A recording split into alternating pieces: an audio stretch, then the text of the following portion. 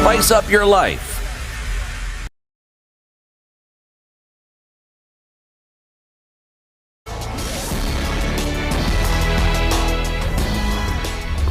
Good morning. This is the News Wire. I'm Leah Ubaga. President William Ruto has revealed details of a telephone conversation with the United States Secretary of State Marco Rubio, where the two leaders addressed key issues of mutual interest, including trade, regional security and peace initiatives in Africa and beyond. In a statement shared on his official X page, President Ruto announced that discussions centered around finalizing the Strategic Trade and Investment Partnership Agreement. The agreement aims to boost investment between Kenya and the United States while promoting sustainable and inclusive economic growth by unlocking existing economic opportunities. The leaders also delved into global security concerns, particularly the United States nations-led multinational security support MSS mission, where Kenyan officers are in Haiti. President Ruto and Secretary Rubio agreed on a joint strategy to ensure the mission stabilizes the Caribbean nation. And former Deputy President Rigathi Gachagua has said the Mount Kenya region is ready to support Western Kenya politically in the 2027 general elections. Speaking at the launch of DAP-K Kenya headquarters in Nairobi, Gachagua urged residents in the West not to cooperate with President Ruto, claiming that Ruto isn't a sincere man. We shall make whatever sacrifices necessary to make sure that William Ruto is a one-term president. President William Ruto has a very short memory. This team here, we sat with him in my house and we assured him that he'll be president and we will do whatever it takes to make sure he's president. And we worked very hard and we took him to State House. And when he reached there, he put aside everything we had agreed on how we need Kenya to be. We had 47 economic charters with each and every county agreeing on the economic interventions that will be required for each county. He put them aside. On the other hand, the Wiper Party leader Kalonzo Musyoka has strongly criticized the president for allegedly seeking support from other parts of the country after betraying the Mount Kenya region politically. You cannot isolate the mountain or any part of the country. It is not possible. We want to tell William Ruto, the mountain is not isolatable. It is not. I repeat, the country is united against one person called William Ruto. And finally, two individuals accused of impersonating ACC officials and extorting money from public officials and members of the public in the Western region are set for arraignment. Tobias Wekese, aged 23, and Sharon Anyango, 26, who happened to be just university students, were arrested at a National Government Constituency Development Fund office in Bungoma County by EACC.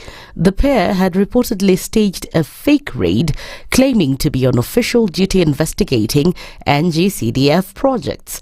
EACC spokesperson Eric Ngumbi said they allegedly demanded bribes from the officials, threatening to sanction them if they failed to comply. Washukiwa hawa wawili ambao wamekamatwa hivi leo ni pamoja na Tobias Singila Wekesa ambaye amekuwa akijidai kwamba yeye ni mkurugenzi ama director wa EACC katika afisi ya Kakamega. Hii ni afisi hewa kwa sababu tume ya EACC iko na ofisi moja upande huo wa Western, na ofisi hii iko katika kaunti ya Bungoma na ndio inasimamia maeneo hayo. Mshukiwa wa pili ni Sharon Nanjala Anyango ambaye amekuwa akidai kwamba yeye ni mkurugenzi anayehusikana na uchunguzi kule Nairobi. And that's the News Wire. I'm Leah Ubaga.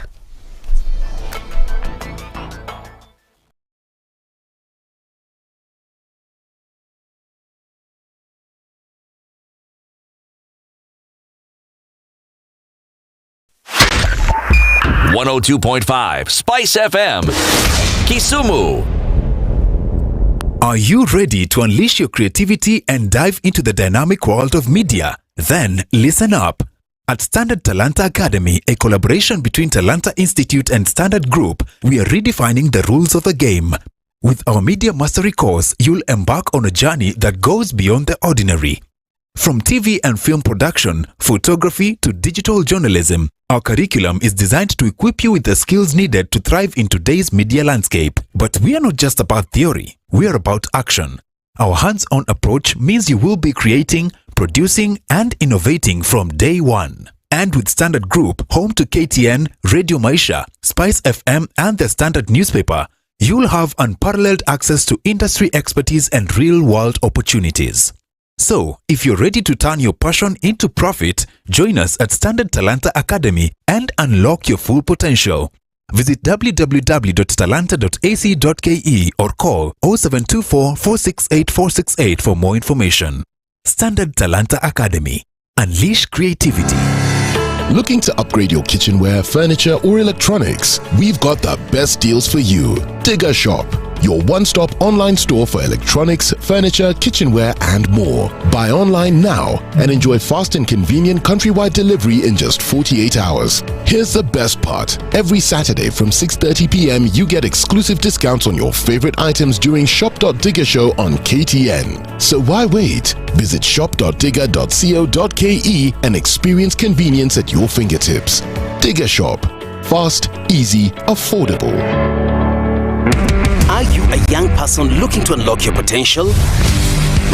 Are you ready to take the future in your hands? If so, then listen up. KCB to Jejiri is the plan. It's designed to empower young people like you, develop skills and knowledge you need to succeed in life. KCB to Jejiri combines vocational skills training, business development training, access to finance and business mentorship, preparing youth for jobs, entrepreneurship and wealth creation. Don't be left out. Visit kcbgroup.com/foundation to learn more.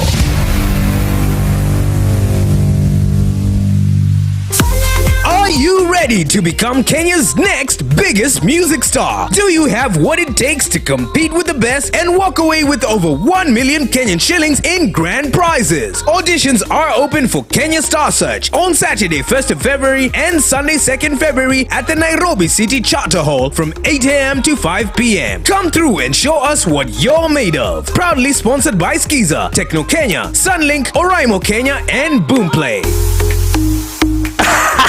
Watu wangu, Januari nawapelekaje? Mimi nanipeleka poa. Kwanza saizi niko hapa hivi Daka Mamili. Tuko na promo moja hatari sana. Inaitwa Furahia Januari na Daka. Umeshinda 500,000. Hii pesa unaenda kutumia kufanya? Mi ni Taylor na shona nguo. So hii pesa nitaenda kupanua bizi yangu, niongeze material hivi. And then kama kawaida ninunue kang'ombe, nikunywe maziwa. Ambia watu wako nyumbani, wale watu hawachezi Daka, waambie kitu. Watu wa Matunda, Mount Elgon, Kitale, nawaambia tu mcheze Daka Mamili, ni mchezo wa kweli. Mimi nimecheza na mimi ni mshindi wa Januari. Furahia chapana Daka Mamili. Daka laki yako na 20 bob pekee. Changamka, win cash every 20 minutes. Multiply pesa yako times 5,000. Kila draw. Shinda bonus prize chungu nzima ndani ya Daka. It's easy. Cheza Daka Mamili na 20 bob to 2,000. Pay bill 440440. Account Spice. Win cash direct to your phone every 20 minutes. Cheza Daka! Are you ready to unleash your creativity and dive into the dynamic world of media? Then listen up. At Standard Talanta Academy, a collaboration between Talanta Institute and Standard Group, we are redefining the rules of the game. With our Media Mastery course, you'll embark on a journey that goes beyond the ordinary. From TV and film production, photography to digital journalism, our curriculum is designed to equip you with the skills needed to thrive in today's media landscape. But we are not just about theory, we are about action. Our hands-on approach means you will be creating, producing, and innovating from day one. And with Standard Group, home to KTN, Radio Maisha, SpiceFM, and the Standard newspaper, you'll have unparalleled access to industry expertise and real-world opportunities. So, if you're ready to turn your passion into profit, join us at Standard Talanta Academy and unlock your full potential. Visit www.talanta.ac.ke or call 0724 468 468 for more information. Standard Talanta Academy. Unleash creativity.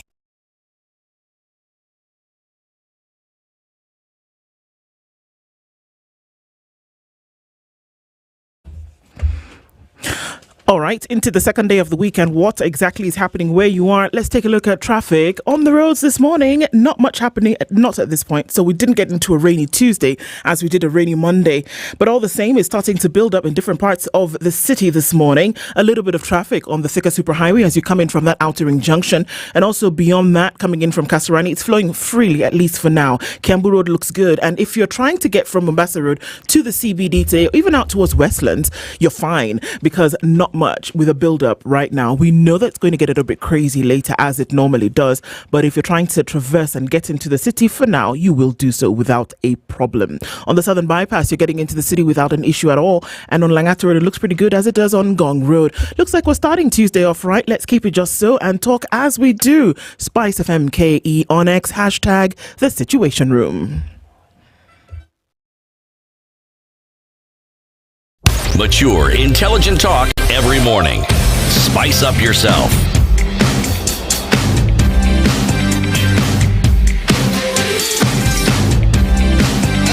Mornings done right. 94.4 Spice. Good morning. It's 12 minutes after 6 o'clock. It's on the... It's Tuesday. It's the 28th. I'm trying to even arrange my mind so that the words can follow. City, good morning. Ndu, good morning. How are you? I am well. I can see you typing with one finger, one letter on your phone. It doesn't matter how fast you type. You have to type one letter at a time. So why confuse my fingers when I can do it with one? Just like this? Yes. And? Yes. So, believe it or not, that same finger will send the message. Sindio? Uko salama lakini? And you go, so. Yes. Mark Pichachi? Yes. I can't hear you. Why? Maybe because the person controlling the mic is... No, I need you to move the mic closer to yourself. She could hear you very clearly. Huh? Can you hear me now? No. Why? Why? Talk again. Okay, I'm talking again. Now I can hear you. Awesome. I am so glad to be here. Good morning. I really thought about CT. Okay, wait. Wait. You did what now? I really thought about CT. When was this thinking taking place? You know, there is something in this country that is missing. Okay. We do not have an architecture and a philosophy behind this country. Uh-huh. Now, CT is a very good philosopher. Uh-huh.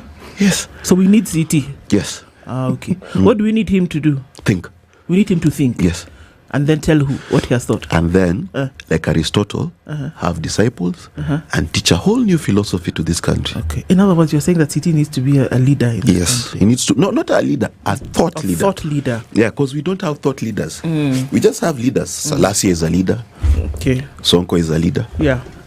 You understand? I understand where you are going. Standards in this country are pretty low. I can see you where you are going. Pretty low. Let me corner. I can see where you are going. Mark. Good morning, Duke. Good morning, City. How are you? Excellent. You know what? Every single day I'm able to make it to this studio is a miracle. Considering the last 1 week, Yes. I know. It's good to see you in better health. And now that, before you were under the weather, now you are getting on top of it. Yes. You know when they say health is wealth? Where? I'm telling you, it's not a small story at all. Yeah. I know. I have somebody in the ICU right now. And it started like a joke.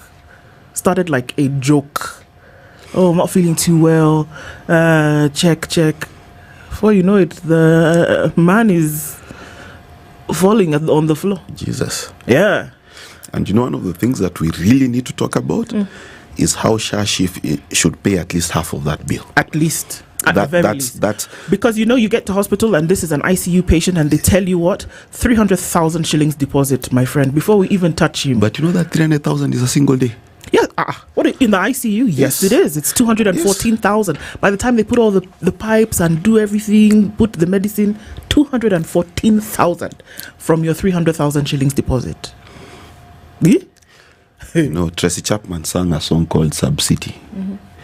And she said, one of the lines is, give Mr. President my honest regards. Because life in Sub City, life is hard. How's it?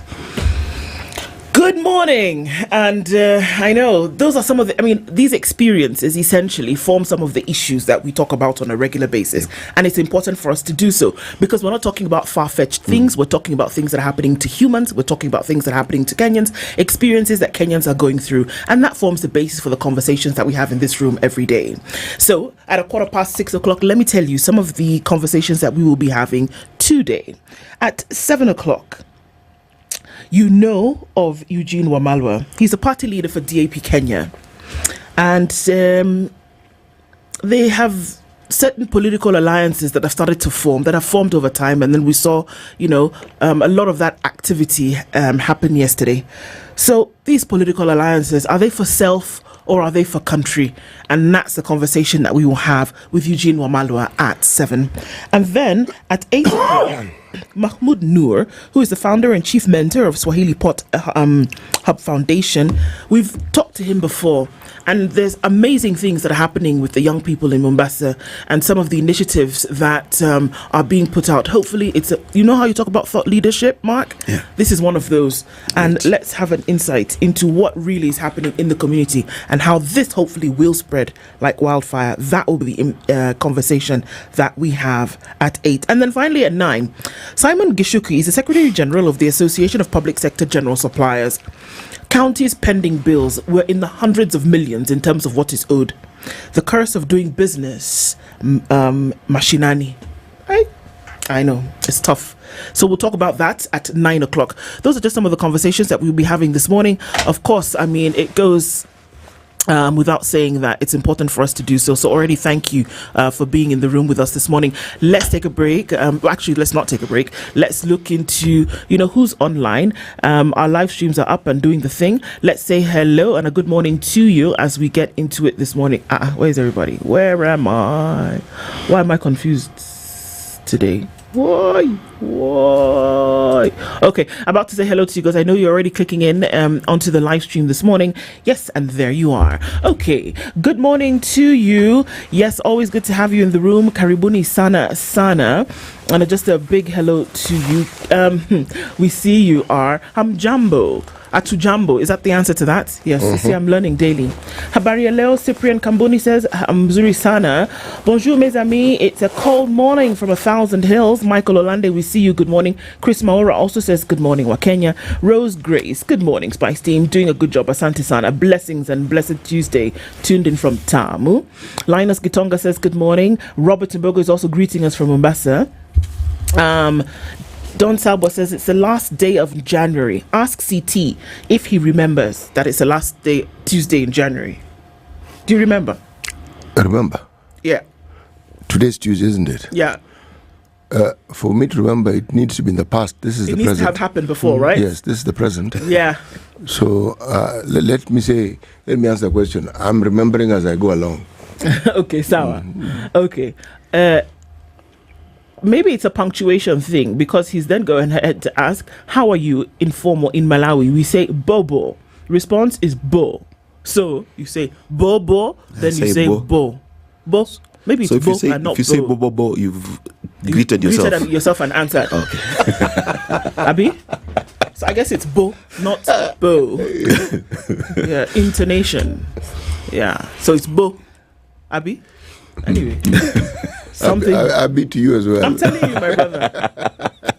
I almost made a joke, but you got. So I'm with this friend of mine in Tanzania, and then we were reminiscing about the old Nigerian music. Then he says, back then when it was, what are these twins called? P-Square. P-Square. So in P-Square and the rest used to sing. He said Nigerians were fluent. They spoke English.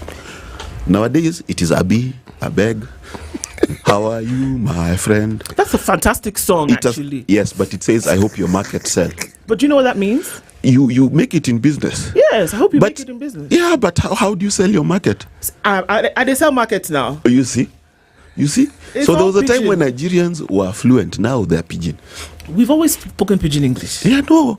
But your songs were better. You are my African But you people queen. are still singing them. So don't worry. Banger. Zachary says, good morning, Spice family. Murima ina teteme una tetema. Waiting for the best. Thank you so much. Tibbs Muga, good morning. Greetings. Yesterday's keep up the work. Asante Sana. Josephat Mose says, good morning. Wonderful team. Spice from Utawala. Good to have you in the room this morning as well. Pap D, of course, has a question. Ndu. Ask CT, I'm asking you. In 1970, if you are aware, are you aware, CT, that in 1979, as Idi Amin attempted to annex Kagera, Uganda exiles in Tanzania, led by General Tito Okello, General Oyite Ojok, and General Basilo Okello, he led a rebellion restoring Milton Obote. CT, did you know that this happened in 1979? I do. You knew? Yes. Okay. So, Pap D, CT knew that this happened in 1979. Are you okay? I was a first-year student at the university. Oh my goodness. Some of us. Those coughs should tell you a lot. Some of us not a thought. But all right. Welcome back, our intelligent man, Mark Bichachi. Good to have you in the studio. Good morning from Doha. Wish you a great conversation today. Thank you indeed. Thanks so much. From Colchester in the UK, Ramtula is tuned in. Good morning from Nyakach in TVC. Nyakach is in Kisumu County. Sindel, but he has said TVC like it's tight out of... No, do not worry. Just read TVC. Let me just keep going. And leave it at that, yes. Sawabasi. Stephen Ray says, good morning from Kisumu, Dala. Someone tell Mark there's a position called analytical thinking. Funny, it's not in Africa, but in Europe, China, and the US. Did you know that? Yes, I did. Okay. Yeah. Everybody knows everything this morning. Don't joke. Good morning, Spice FM guy, says Bwangi James. Wanja says, Ndu, Kendu. Oh, I know what you're saying. Kendu is a bay. But now in Igbo, Kedu without the N. Kedu is like, how are you doing? Good morning. How are you? It's like jumbo. Exactly.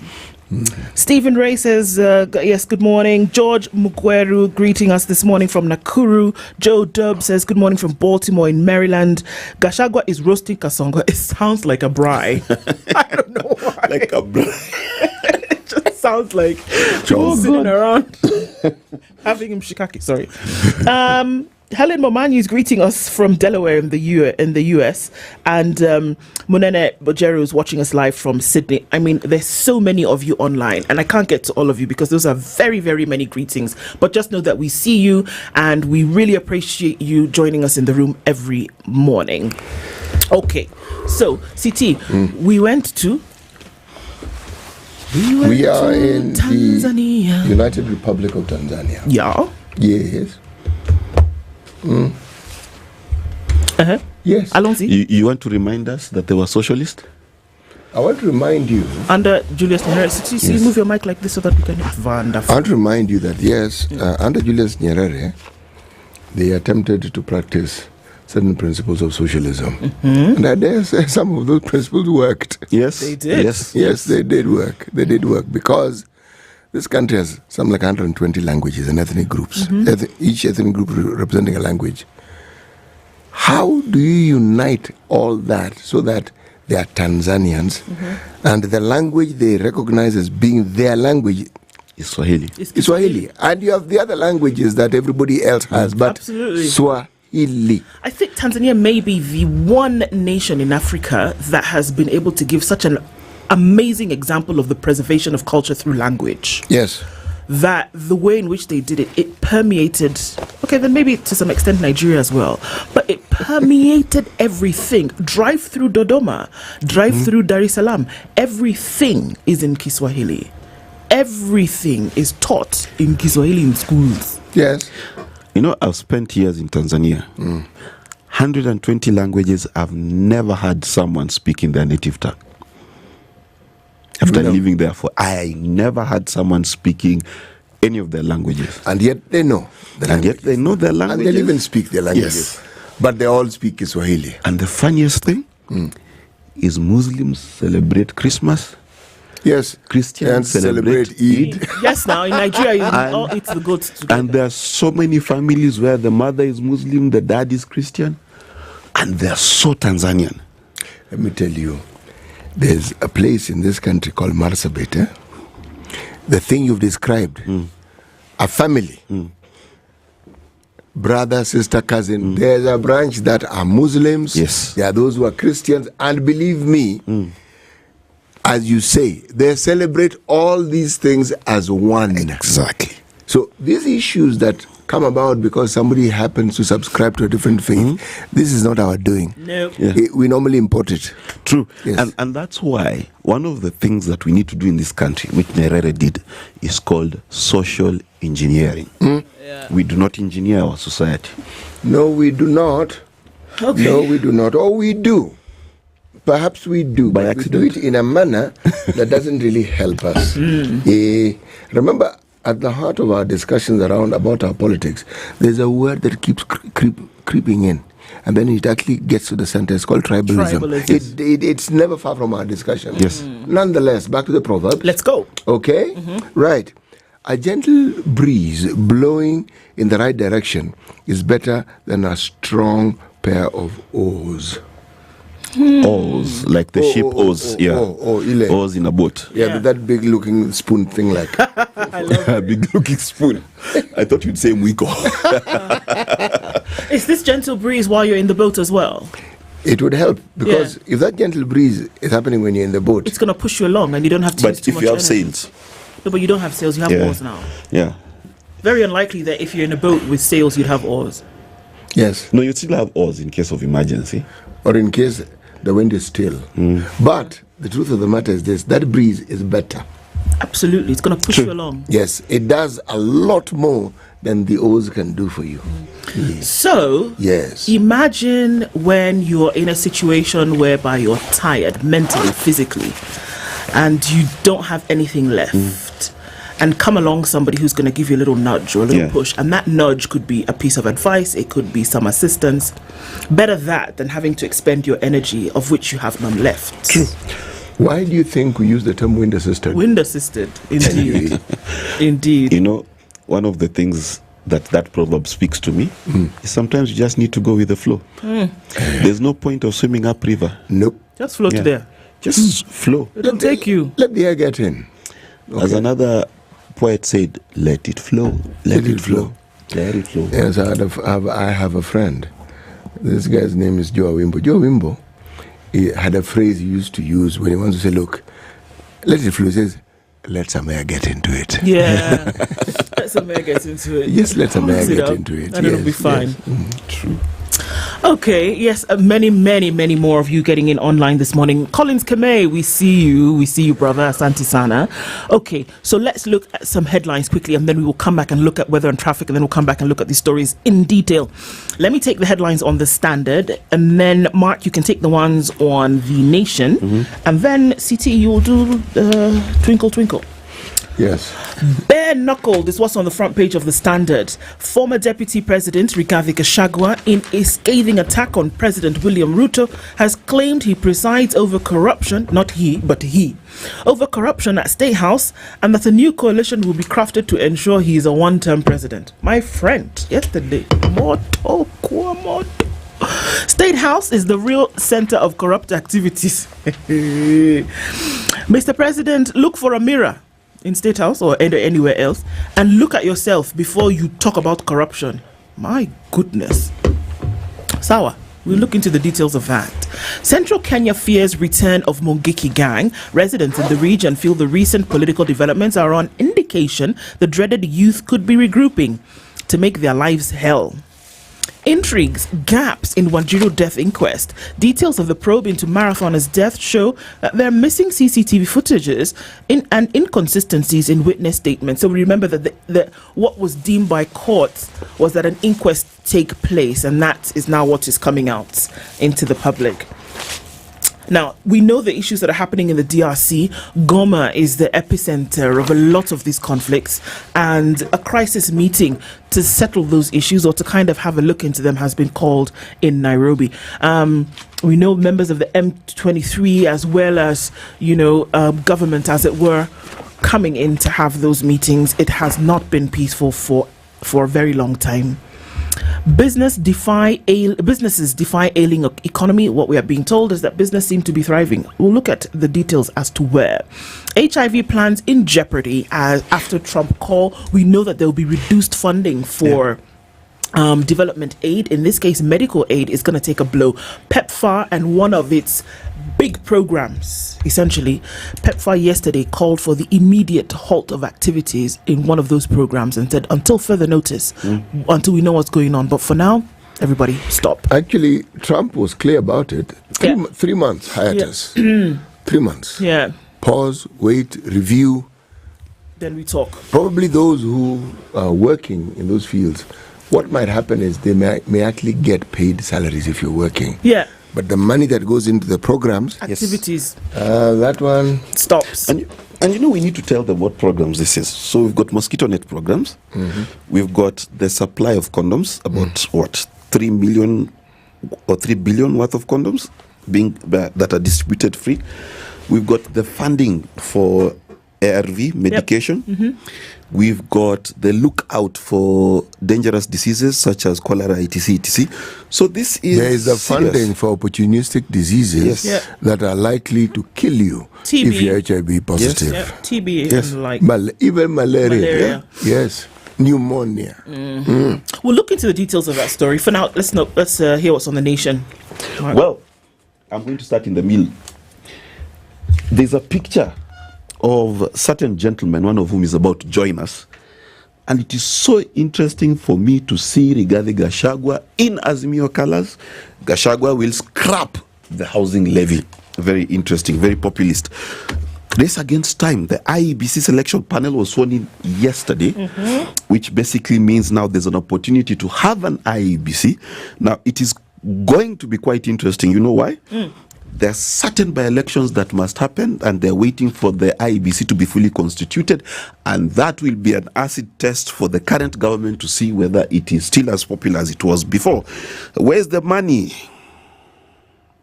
Remember yesterday? Yep. Treasury blamed a school heads protest. Of course. Now, who else do they want to? We were trying to explain to the gentleman who was here that money has not arrived. Because if it has arrived, we know. Yes. In fact, you feel it. Yes. And when we say we know, it's not as though we get secret messages. No. I say, guys, by the way, No. So it is the public domain. For crying out loud. Yes. So clearly the money did not arrive. Head teachers are in trouble. I would not want to be in their position. How does something arrive if it wasn't sent? Well, according to my good friend yesterday, he said that if the CS has said so, he is like the Lord God himself. He cannot lie. The CS did not say he had sent it, did he? No. Who did he tell that he sent it? Didn't but first he did say that he had sent, because remember it was 2 tranches. They said 18 billion before and another few billions to follow. 15, is it 19? 15 billion 19, first. 15. Yeah. So I don't know. Maybe 19 we were told was sent. This 15, which is supposed to have been sent last Friday. I can even visualize the juggling that's taking place. Okay? But the juggling in my mind is actually not the point of discussion. Please continue the headlines. We'll look at this in detail. Maybe they are time travelers. They will go back to last week and send the money. You never know.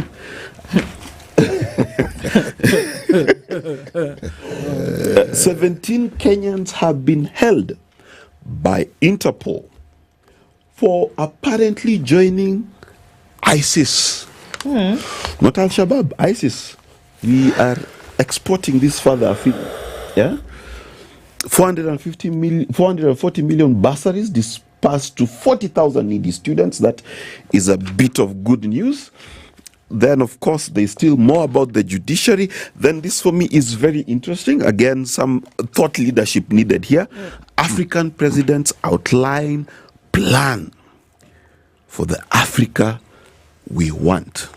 Oh, for crying out loud. They should leave us alone.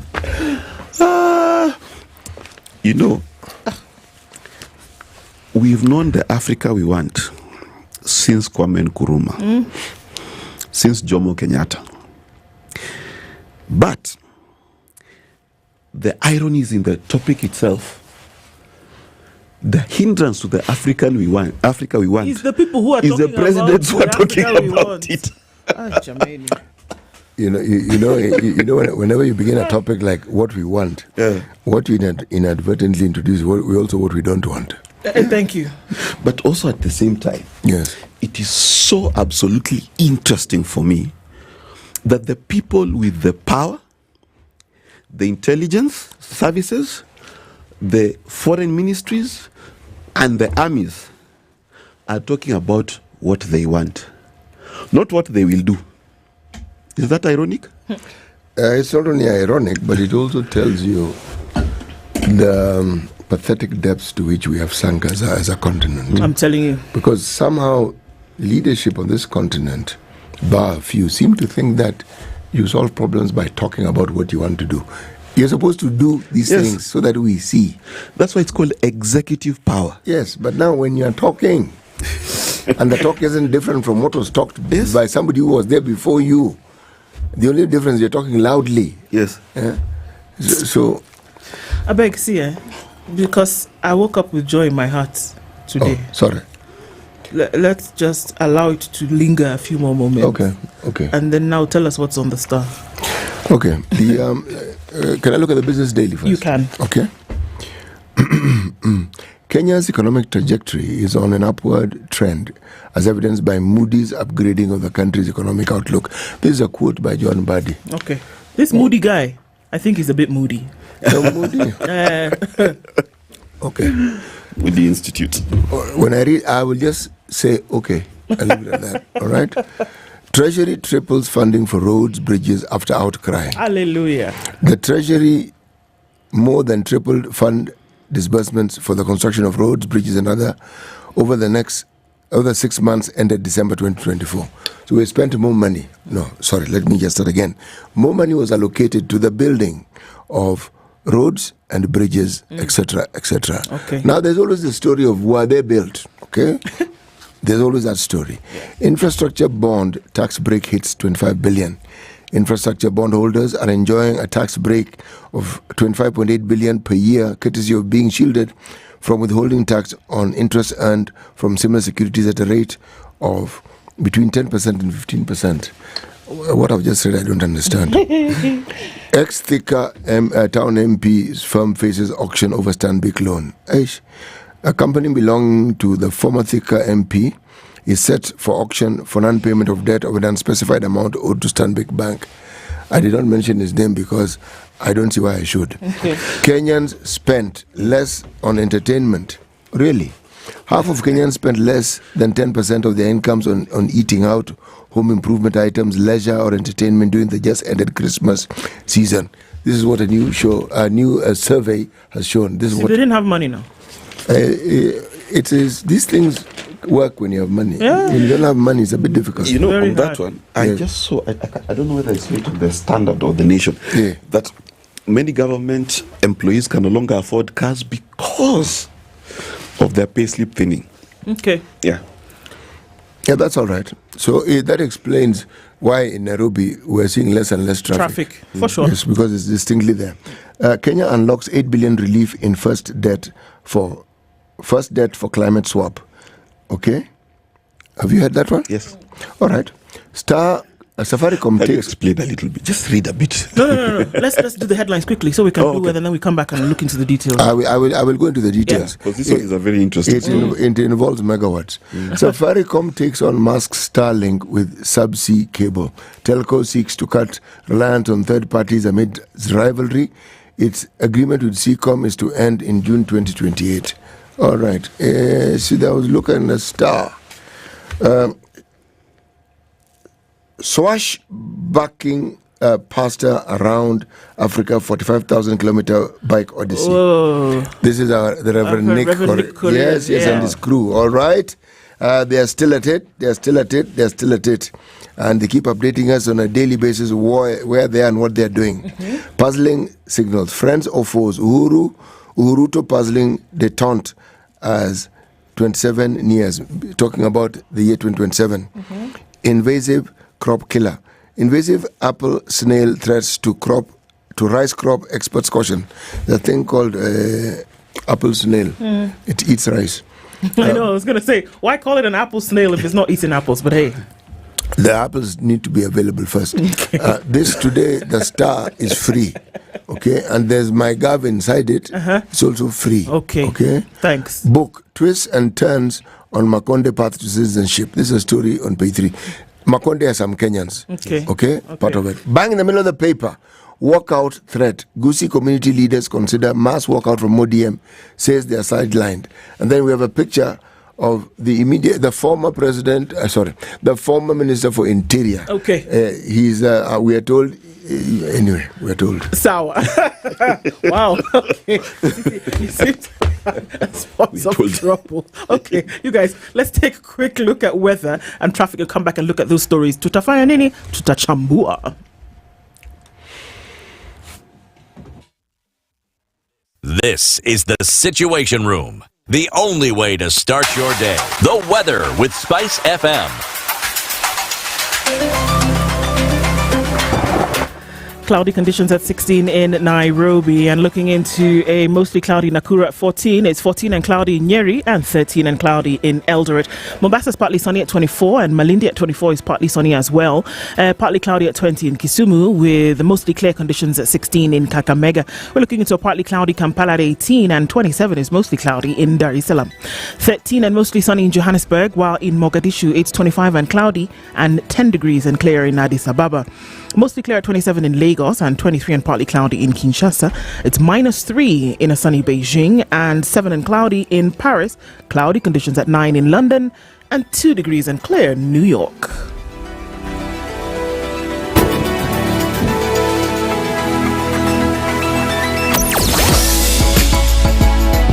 Sugar and spice and everything nice. Spice FM. Spice up your life. Yeah, we're not going to see too much traffic on the roads, at least not for now, but we're just keeping an eye on that. On the Thika Superhighway, all right, there is some traffic coming in from Githurai, and it's going to find its way towards Garden City and then out towards Survey. So bits and bobs are starting to clog up here and there. Northern Bypass not looking too bad. It's going to deliver some traffic though onto Kiambu Road. We can also see that already starting. Okay, so if you are on North Airport Road coming in from the Eastern Bypass, there is traffic there. It's trying to make its way towards that Cabanas interchange, and it's already starting to look a bit sticky. Outer Ring inbound traffic is also piling up. Some of that will deliver onto Manyanja Road, coming in from Manyanja, Outer Ring, and then onto Jogo Road. Apart from that, that's all that we are seeing this morning. Keep us abreast of what's going on in your neck of the woods. Trying to keep things moving this morning. We'll talk on SpiceFM KE on X, hashtag the Situation Room.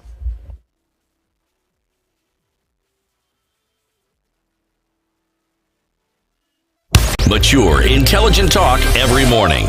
Spice up yourself.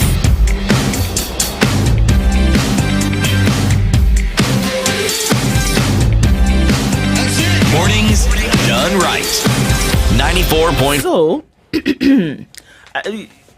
that story that you wanted details of the CT, go.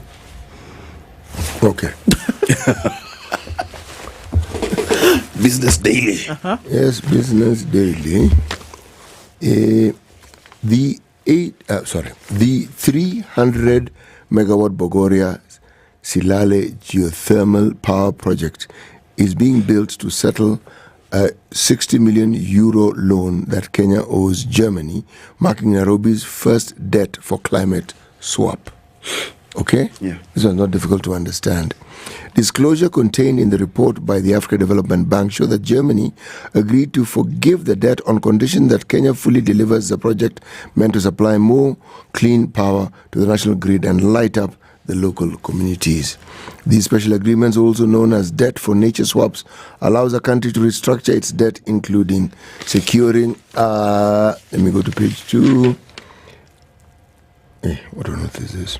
A lower interest rate or longer repayment period on condition that the borrowers uses the proceeds for conservation or green projects. Okay. Simple and straightforward, isn't it? Yeah. Watch how it plays out in this country. In fact, there's a big question. Third world countries will probably suffer most from climate change. Even though we are not the ones. Yes. But third world countries are skipping a stage in their development, where fossil fuels have been used in India, in China, in the States, to drive the economies before now they can go green. Now we are taking, one, the responsibility through carbon credits for many Western companies. Then two, we are expected to develop while skipping stages they took. That there is a quandary.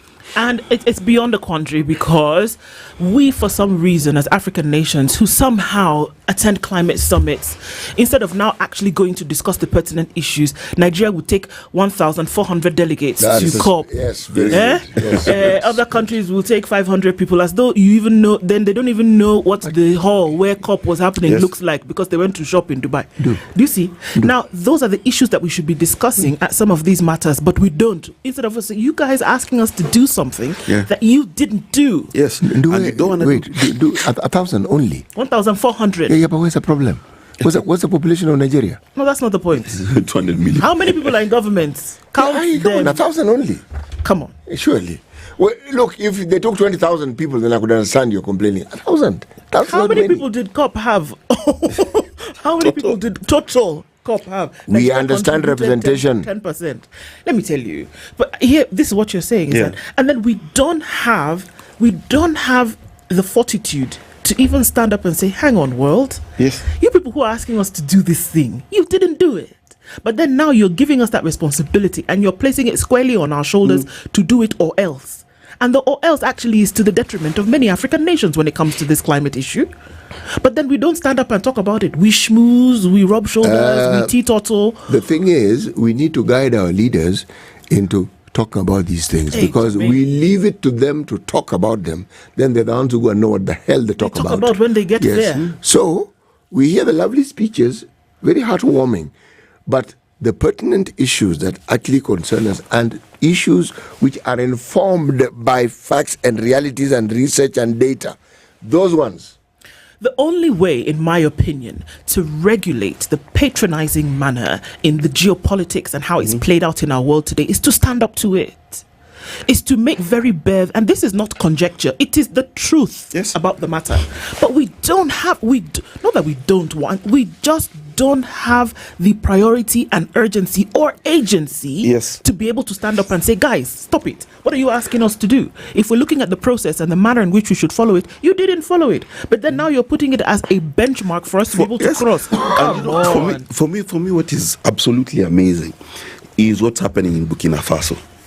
Traore seems to have cloned himself from Thomas Sankara.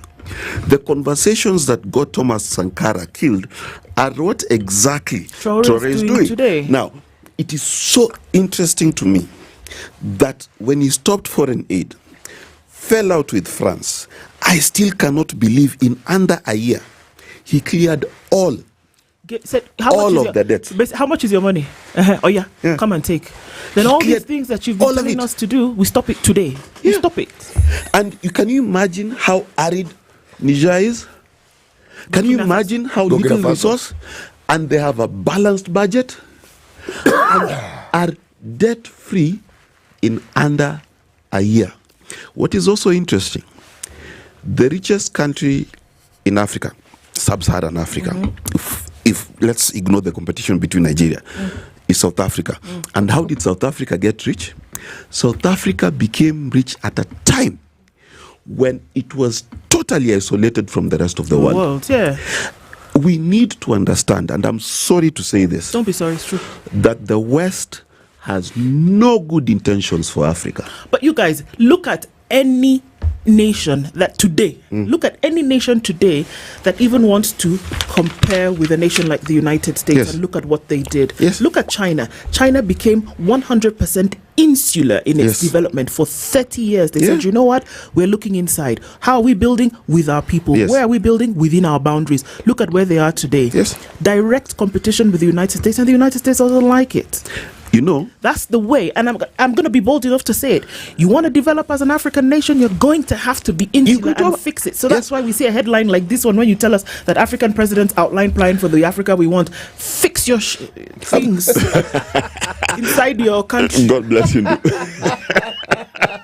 Fix your stuff. Hey, bana.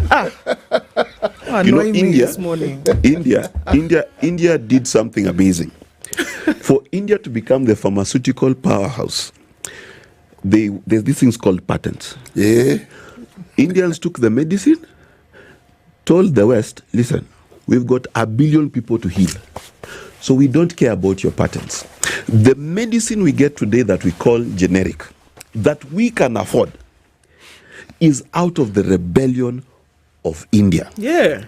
BMW once took a Chinese company for copying their design, took them to court, and I promise you, those cars looked exactly the same. Then the judge told them, I have no idea what you're talking about. These cars are very different. Because in South Korea,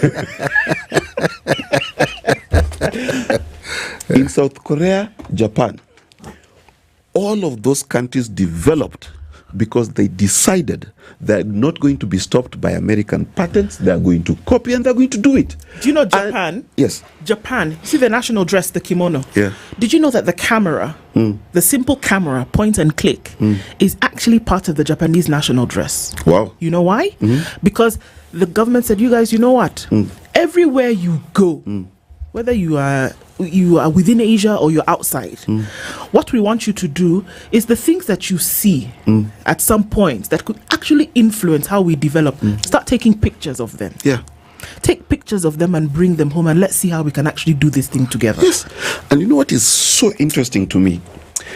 The richest European countries, all of them are guilty of genocide or some atrocity of some kind.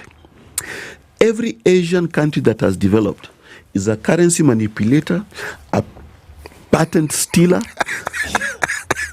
No, seriously. Or a hub for stolen money. Every country that is developed, Chief, you know, when you say stolen money, what do you mean? Well, that's many offshore countries. You know, you take money from Kenya, then you go hide there. That sort of thing. That's yes. Okay. And who invented this thing? Europeans. Now, these guys, for example, the British, have the gall to tell us to behave. When our money goes into their funny banking system, Isle of Man, you see, let me tell you the truth. Jersey. There is no person guiltier of more atrocities than the European. Mark. But they want us to develop with good manners. Mark. Okay. Mark, you know when you take your thought in the direction you've taken it, it makes for interesting listening, and I agree with you. But consider, what do we actually learn from all this? Let's bring this thing home here. One of the reasons why we are where we are and we do what we do in Kenya is because we have a homegrown community that understood how to push commerce. Homegrown. Yes. They are called the Kikuyu. Okay? They did things that other people thought other people ought to be doing. Then, in a very short span of time, a miracle happened. A community that were camel and goat herders and were nomadic suddenly became a commercial powerhouse. You know, that's the stuff of legends. Yes. And we don't seem to appreciate it. And it's happening before our very eyes. Yes. They're called the Somali. Yes. Okay? Now, when they expand their wings and go to other parts of the country, you know what you do? You suddenly realize, wait, but these are our people, and they're doing things, and the moment one of your own can do it, it means you can do it. True. Now, the power of example. When I look at white people, I want to look at them very carefully and understand how they got where they got. And that's why I'm saying you are right. Yeah. As a child, I used to look at animations, and the Native American whom was called a Red Indian there, there'd be a guy saying that pale face speak with forked tongue. True. Yeah. Where's the lie? That's the point. You see, let us learn the right lessons. Yes. Because there are things we can glean from the way they go about things. Absolutely. And we can also glean what we don't need to do. Exactly. Because some of the things they've done have got them into trouble. And they're still suffering it today. Yes, exactly. And they're paying a very steep price for some of these things. We don't need to go that route. That's why we don't need to take everything, and this is one of the things that when we have for me, the patronizing manner in which these things are brought to us, for me, is one of the worst that we have to deal with. But more than that, why is it that when we are dealt that hand, it's as though we have to sit at the table and continue playing this card game? Why? You know, Bob Marley said it very many years ago, and I don't know why I'm quoting so many songs. Emancipate yourself from mental slavery. It is here. It is mental slavery. And you know, sorry to say this, I have a loathing for African presidents who go to bow and act as though they're subservient to Western presidents. I despise it. Because where is our sense of pride? You know, I was so proud during the inauguration when Traore spoke and the BBC ran an article saying, oh, how can someone speak and have a gun by his side? Africans went and said, we are the ones who clapped for him. He can carry a gun wherever he wants. No, but excuse me. And all of you guys can collectively take a very short walk down a pier. When you came to Africa, yes, you took our land with gun in hand. Yes, and when told you your people came back to home Africa, that Africa is open, free land. Exactly, with gun in hand. Yes. Are we not just the same thing that you did is what's happening now? But for me, this is the thing that these tables, the geopolitical sphere in which we operate in today, it is a table of equals in my mind. But we don't see that. Yeah. As African nations, we have not gotten to the point whereby when we get to that bargaining table, you do not know the potential that these folks see in you. Yeah. They're not going to cozy up to you if they don't see something they can get from you. So why don't we take that position? And I think that's the big thing. We don't take Remember, these individuals went through monarchies which they overthrew, went through a very long process of getting to where they are. No, they murdered people and in fact, many people ended up kings. If you look at their forefathers, they committed genocide. Yeah. You didn't become king by singing songs. Yes. You became king by killing a hell of a lot of people. The point I'm making is, if you look at where they are, that evolutionary process, men and women did come up and say, you know, we're not going to do this. And we're not taking this. But is that not how some of the churches, the Lutheran Church, for example, the Catholic Church, even you want to look at religion, that's how they split, because somebody said, excuse me, I'm not going to operate like this anymore. How did the Pilgrims land on the shore of Plymouth Rock? Precisely. They came out of the UK and of England at the time, and they said, you guys, you know what, we're not doing this anymore. So they do it. And this thing of persecuting us, you guys, it's okay. Hey, we will leave. We will leave. And they went. Let me tell you, Mobutu Sese Seko, one of his ways of keeping the Zaire people, as they were called then, were they called Zairians? I don't know what they were called. Bakongo. Do you know he sold them religion and told them wealth is in heaven, this earth is just passing? Yeah, the point though. Then he did a miracle. And this miracle, we see it in Kenya. Now, let me give you one example. Quickly. There's something called Savorite. Have you ever seen a Savorite mine? The mine itself? Mine? Yes, a Savorite mine. No, I've never seen a Savorite mine. Have you ever seen how it's refined? I have no idea. Do you know who owns it? I have no idea. Exactly. That's a miracle. Where African resources just disappear. You see a finished product in London, you have no idea how it got there. No, but now you have an idea. Somebody took it. Yeah, somebody, but have you ever seen a report on how much you make from Savorite? Do Kenyans know that Savorite exists? You know something? This one, let's choose a time tomorrow so we just talk about it. I think it's necessary. This is a topic on its own where we need to actually look, when we talk about it from the from the Pan-African point of view, that there's so many things going on. We have a race towards the AUC seat, for example. We have African presidents coming together to say what they want. I don't know who they're delivering this message to, but I think it's important for us to look as countries how you make part of this bigger piece and this bigger puzzle, and then what are you actually doing with that gravitas that you already have, which others see, but for some reason we don't. We'll be having this we will actually create time, Lydiah, for this particular conversation in this week, and let's see what we can do with it. For now, good morning. Eugene Wamalwa will be in the hot seat at 7. It's 7 a.m.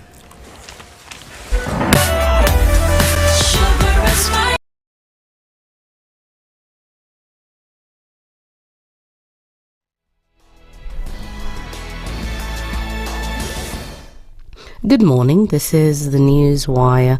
I'm Lea Ubaga. Tanzania has intensified efforts to contain the Marburg virus outbreak, which has claimed 2 lives since its declaration last week. The cases were confirmed in Biharamulo, Kagera region by President Samia Suluhu Hassan. The Ministry of Health has reported 15 suspected cases and is monitoring 281 contacts. Director of Preventive Services, Dr. Ntuli Kapologwe, stated that expert teams have been deployed to provide treatment, raise public awareness, and identify symptoms. This event comes as WHO has called on Kenya and other African countries that surround or are next neighbors to Tanzania to raise the alarm and as well as prepare themselves for the Marburg virus. New Information, Communications and Digital Economy Cabinet Secretary William Kabogo says his appointment to President William Ruto's cabinet is not related to the latter's December visit to former President Uhuru Kenyatta's Gatundu home in Kiambu County. Now, speaking to a local TV station, Kabogo, however, labelled talk that his appointment was born out of the Gatundu meetings as mere rumours. Sometimes we say things because you look at me with the lens of a politician and imagine that everything we say, more so politicians and not leaders, that everything we say is made or made up. I tell you, I don't know. Kenya is a vibrant nation with rumors and things like that. People just make up things. Of course, it came just after a visit of the president to Ishaweri, but I can tell you for free, I cannot speak for the Honorable Mutahi Kagwe or Lee Kinyanjui, but I can speak for myself. I'm 100% sure it had nothing to do with that visit. The only call I got the previous day was from the president. He said, William, I'm looking at stuff and I think there's something I'm working on. He didn't say anything else. The next thing I saw it on bulletin. I was very surprised, by the way. At the same time, Kabogo dismissed criticism by a section of Kenyans who have questioned his suitability for the ICT minister role, saying he is up to the task. People were there now online. My phone started ringing. People I haven't had 10 years or so. Oh, this or that, please don't take. Oh, no, go do the job. And I said, this is service to my country. I am called to serve, human. So why would I say no? I can serve. I have served before, you know that. My track record is clear that I can serve. I'm now almost 10 or so days in the office, and I'm learning the ropes quickly. I know what's happening. I know what's not happening. Now it's what I want to do, because I understand what I'm supposed to do. I'm supposed to be a leader. Kenya Power has responded to protests by Kenyatta University students in Roysambu's Kiwanja area over power supply issues.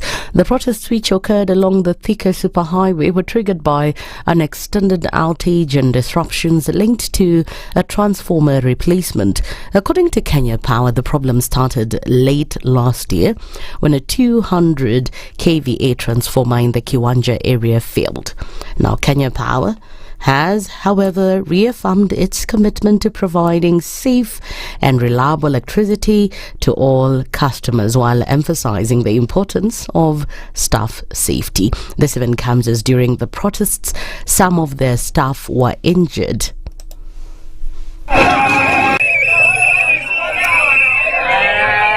Naomba hivi sisi hiyo maneno yote tumesikia kutoka kwenu. Napeleka wapi? Tunapeleka information. Tuone stima imefanya nini, imerudi. Sababu haja yetu kubwa ni stima. Na stima ni haki yenu. Kwa sasa tutulie, tuweke amani.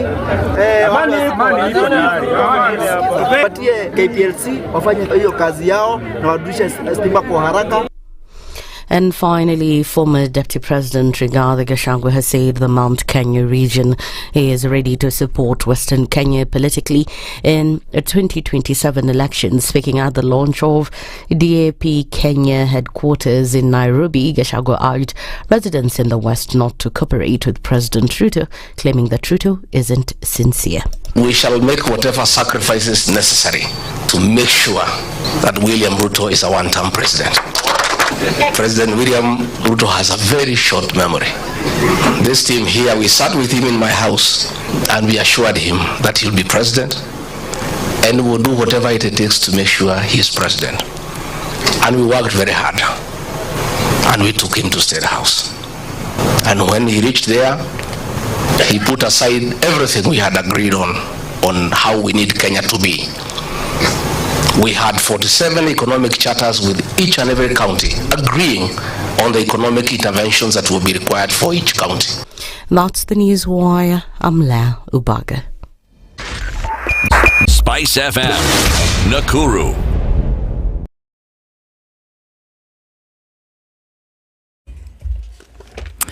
All right, a quick look at what's going on with traffic this morning. It's a few minutes after 7 o'clock and it is starting to build up a little bit more on the Thika Superhighway. And as we come into the CBD, we're going to see that there's quite some traffic. It's piling up from from Githurai out towards Clayworks and then through towards Kasarani. So that's happening there. And also from North Airport Road coming in from the Eastern Bypass, there's quite a lot of traffic here as well. It's going to spring through the Cabanas interchange. And so that's one to look out for if you're on that road. You know, be careful, be patient rather. You'll come up through it soon enough without an issue. Okay, Thika Superhighway, we said that it's going through, and then also traffic on Kiambu Road is quite something as well. This morning it's busy on Limuru Road, coming in all the way from United Nations Avenue, and then in from Western's not too bad at the moment. We'll take a quick look at what's happening on Waiyaki Way as you come in from James Gishuru over the drift. In and outbound traffic is doing the thing. You'll cross over to the Red Hill Link Road without an issue, and it'll take you round towards Limuru Road where you'll find traffic. So patience is what is needed this morning, and the heavens are about to open, so be careful. Let's talk us all through it and tell us what's going on where you are. If you find a good route, let us know and we'll shout out. Talk to us, SpiceFM KE on X, hashtag The Situation Room.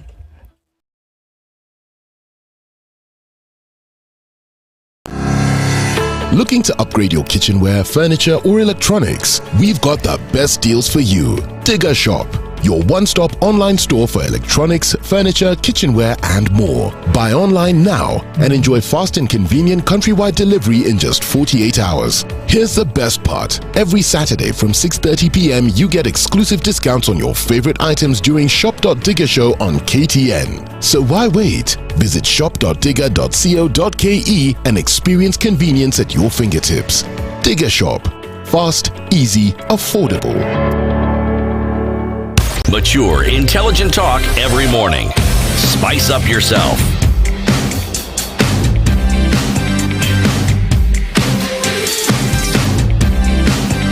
Mornings done right. 94.4 Spice FM, Nairobi. Good morning, and a few minutes after 7 o'clock, it's 8 after 7, and you're clicking into Kenya's biggest conversation wherever you're tuned in around the country and indeed around the world.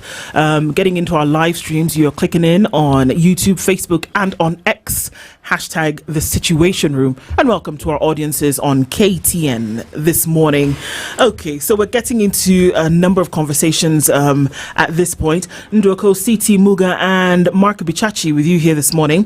And in the hot seat, we're joined by Democratic Action Party leader Eugene Wamalwa. Good morning. Morning. Karibu sana. Asante sana. Can we still say Happy New Year? Yes, I think it's the first time I'm meeting you guys. We met last year. Okay. Yes. So we're told that up until Valentine's Day, you can say Happy New Year. Thereafter, you have to be saying something else. Yes. So, but until my birthday. Were you born on Valentine's Day? In April. Fool's Day, actually. What? You were born on April Fool's Day. Yes. We share a birthday. Oh, wow. I never talk about mine. There's good reason. Apparently. People say, is it a joke? So I tell them I was either born to fool the world, or to be fooled by the world. I don't know which one. Well, we bamboozle the world for sure. Well, let's see. Okay, so many things happen. 24 hours is, many would say, flies by really quickly. But in Kenyan politics, 24 hours can be like 24 years, where so many things happen in a very, very short time. And those are some of the intrigues that we'll be looking at today. But let's welcome you today in true Situation Room style. CT, as you know, travels around the continent. He has multiple visas to do some great things. And then, they're opening up Africa. Anyway, so... he has a proverb that he's going to share, and then you can tell us what you think about that. We're going to put you to work even before, anything else happens. So you can tell us how you would translate that. We are in the United Republic of Tanzania. Okay, this country is bordered by so many other countries. Amazing. It's bordered by Uganda, Kenya, Mozambique, Malawi, Zambia, Rwanda, Burundi, DRC, and of course the Indian Ocean. Of course. That's a country too. Yes, it's a country. In fact, it's several countries all rolled into one. A gentle breeze blowing in the right direction is better than a pair of strong oars. Your time starts now. A gentle breeze blowing in the right direction, is better than a pair of strong oars. Yes.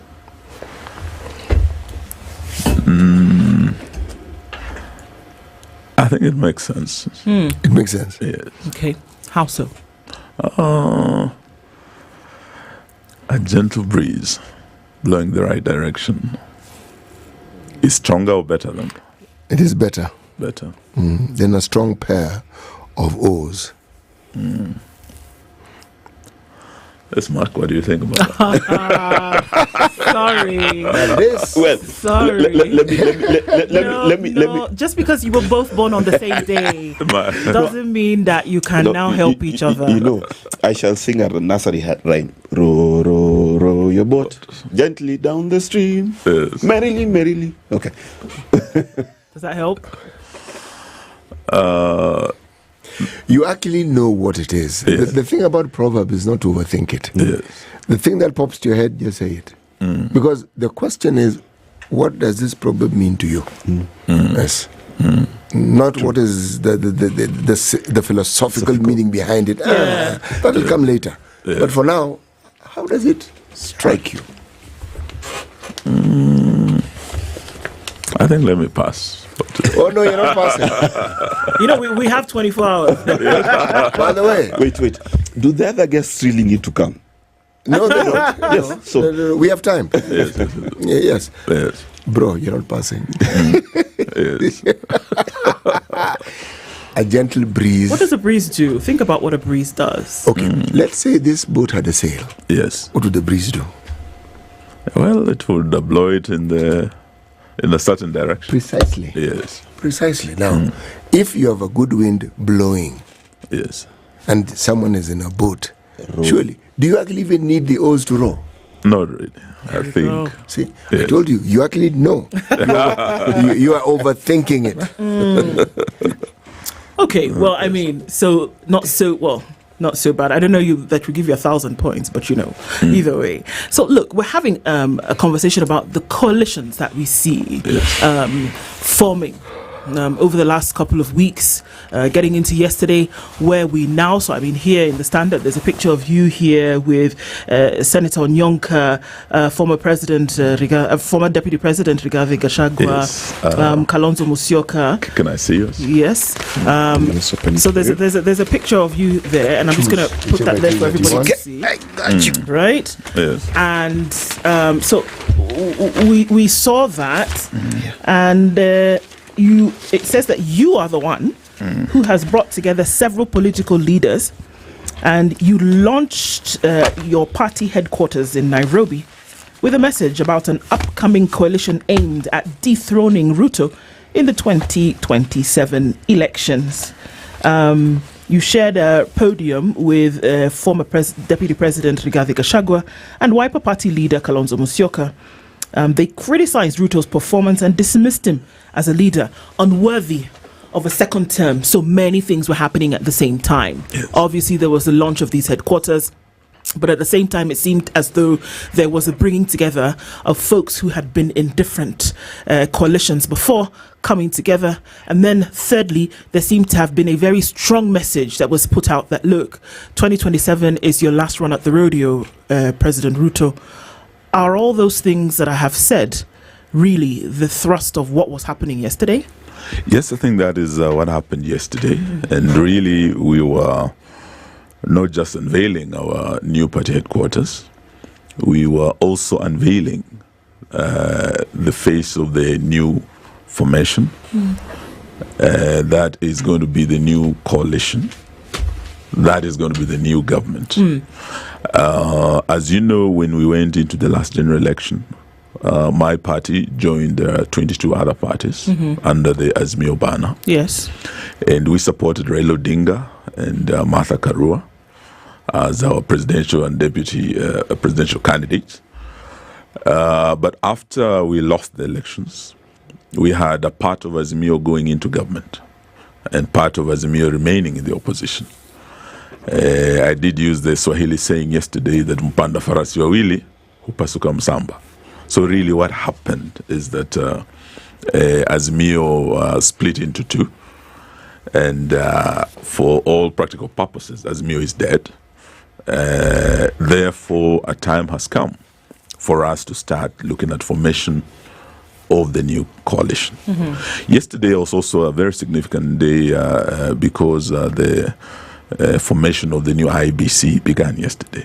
The panelists were sworn in yesterday, and therefore the electoral journey in Kenya began yesterday.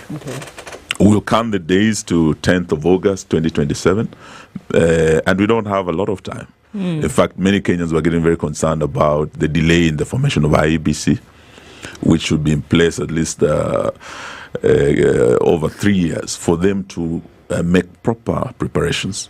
So we're saying, as the opposition, as we enter these, as we start this electoral journey, we want to get organized and give Kenyans a better option.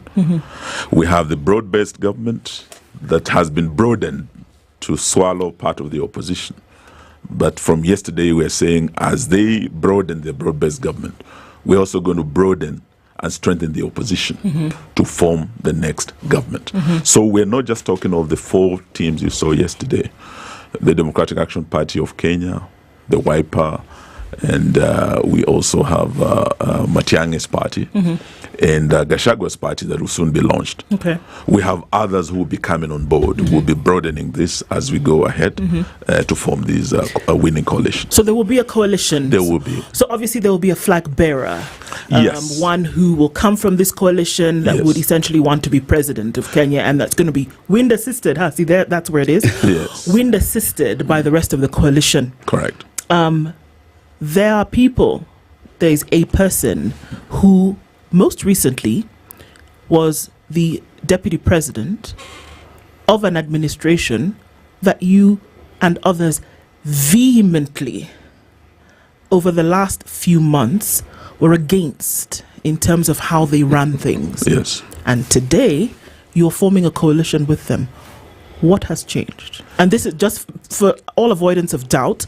Former Deputy President Rigathi Gachagua. Yes. Well, Rigathi is a Kenyan.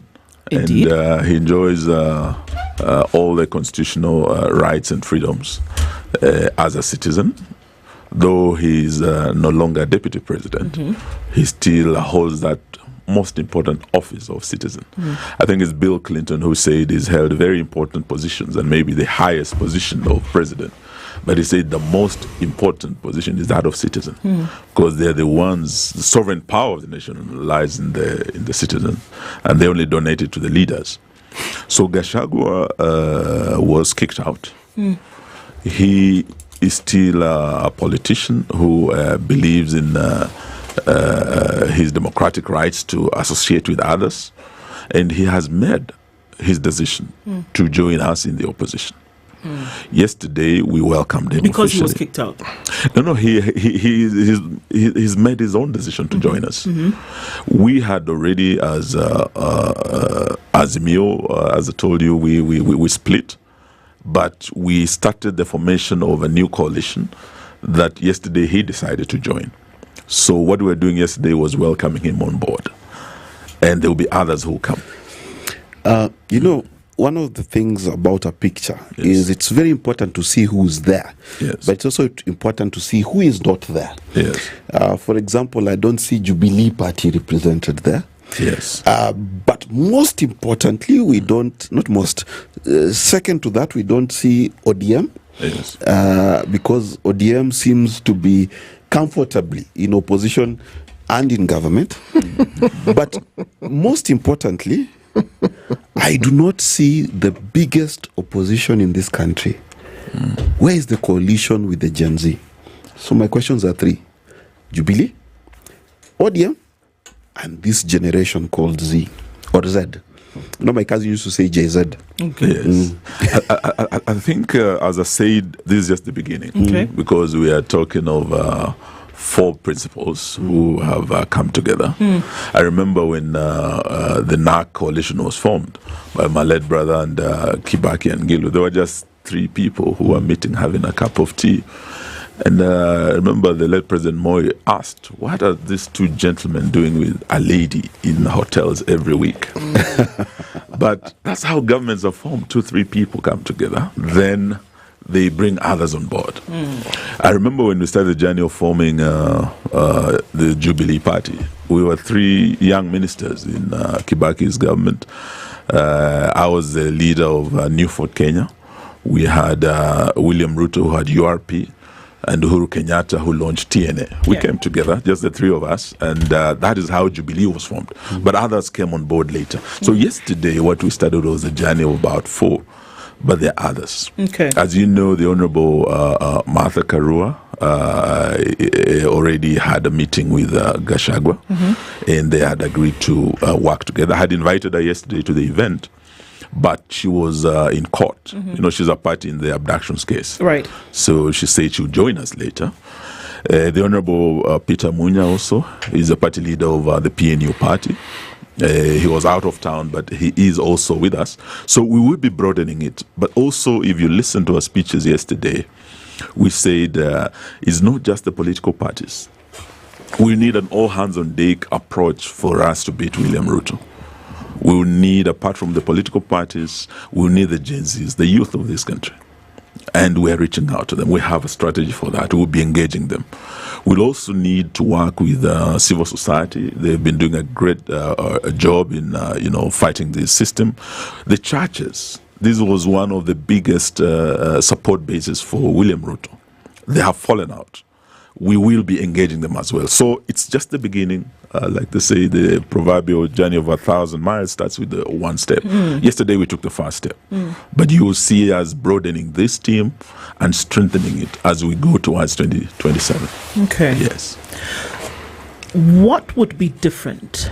Because I asked this quite pointedly because we are not seeing different faces from who have been in politics, political leadership in this country from the last 20 years. So what is going to be different? The old adage of new wine in old skins comes to my mind, because how would we deliver something different? I mean, and the words came from members of these forming coalitions yesterday, whereby we will make sure that this is the president's last term. That it would be his first and his last. There are things like corruption coming to an end. There are things like making sure the country turns around. What would be different if we're dealing with the same individuals, some who've been in government before and some who've had an opportunity to do things differently? What would we see differently from this coalition? I think what we'll see would be the approach in terms of addressing the challenges facing the nation.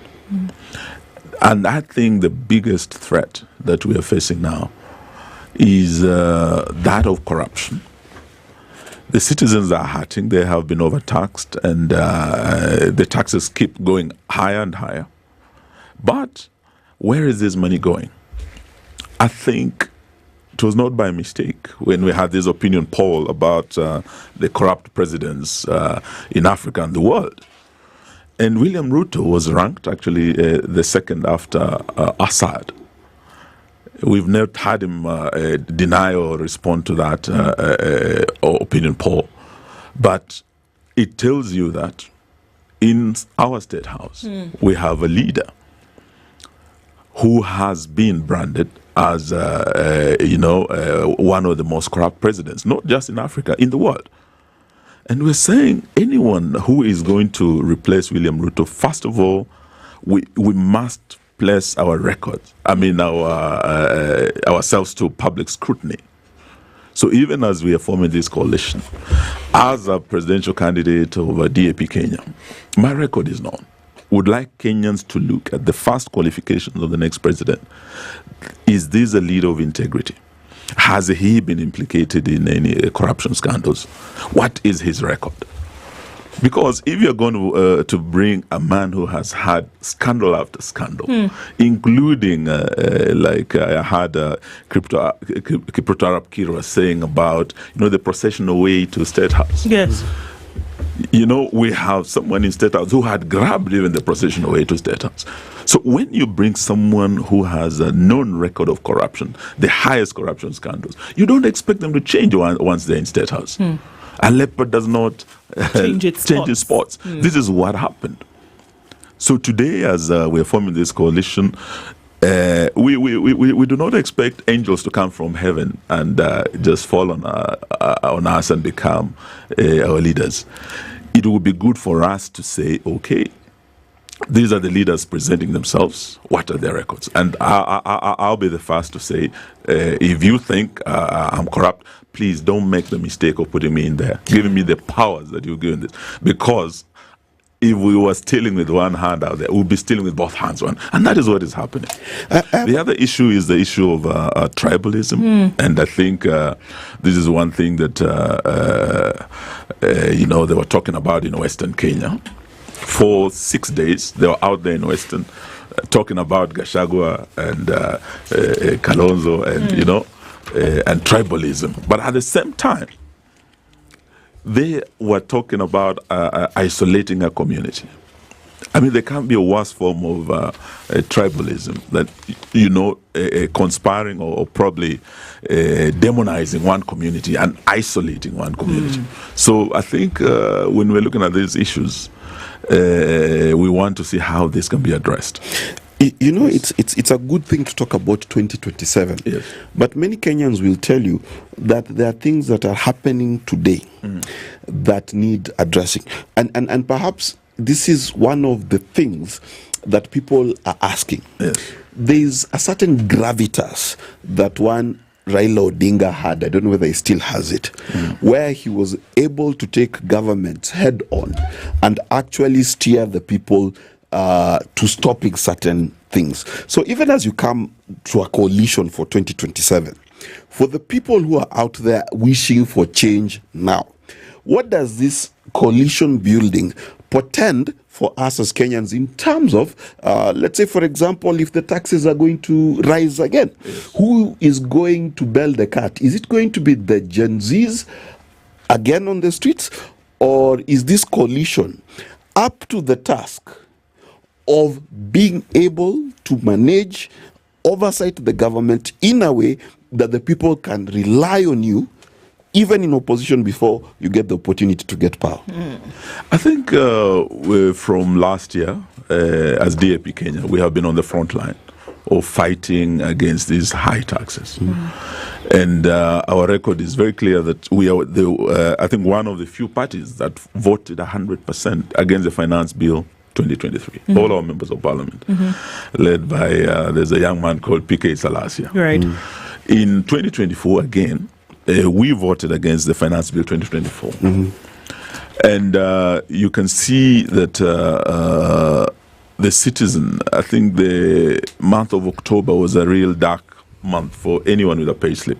That is when they now started hitting the SHA 2.7%, housing levy 1.5%. Going into February, we're going to have another hit again. Now, when the NSSF deductions start, Going into June, we have the Finance Bill 2025 coming. So for Kenyans, as long as, I had William Ruto saying, it doesn't matter even if you call me Zakayo. It's not really about Kenyans being disrespectful. It is about what he stands for and the pain he has caused to Kenyans through these very harsh taxes. And we see them going higher every day, and we do not see them coming down. So we are saying as the opposition that some of these policies have to change. The housing levy, when you look at the SHA issues, there are some of the things that we're saying we're going to do differently. And we've not just done it in Parliament. We have also fought this in court. We have been to court to challenge most of these policies that have been very punitive. Right. We've been on the streets in 2023, as we said. In 2024, the Gen Zs came out. What we are saying that going into the next Finance Bill 2025, this matter cannot be left to the Gen Zs. I think it is a matter that we are saying we are ready to come out. And this time, we don't leave it to the young people who pay the ultimate price on our behalf. Right. Yes. Everybody has to come together. So, Yes. so you basically, are you promising the Gen Zs that you will lead the charge?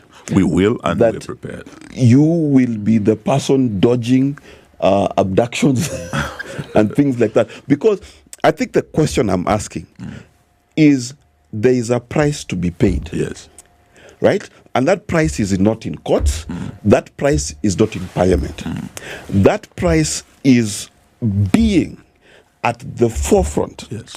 Because when I look at the papers yesterday, the lady who was arrested is not a party leader.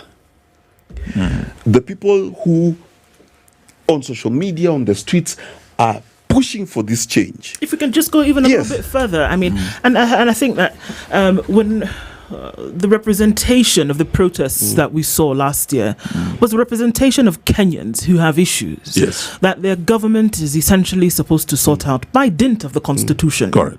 Right? So it doesn't matter. I mean, you can pick up a stone and throw it. It's going to land on an issue today. It's that children who are in school, we often use the picture behind CT as an example. That's a school in Kenya. It's not drawn by somebody. That's a school in Kenya. True. Those are issues that people go through. There are people in this country who fetch dirty water every day to drink. And then they're ridden with disease every day. And we have medical facilities that are supposed to be taking care of them. Or we have infrastructure supposedly in government that's supposed to ensure that there's clean drinking water, for example. We have road infrastructure that, for a lot of people doesn't work from farm to market. Shashif. We have a health system supposedly that's supposed to take care of people. For somebody who has a 500,000 shilling bill, is going to pay 14,000 shillings for whatever reason, we don't know. All right. So like I said, you throw a stone, it's going to land on an issue.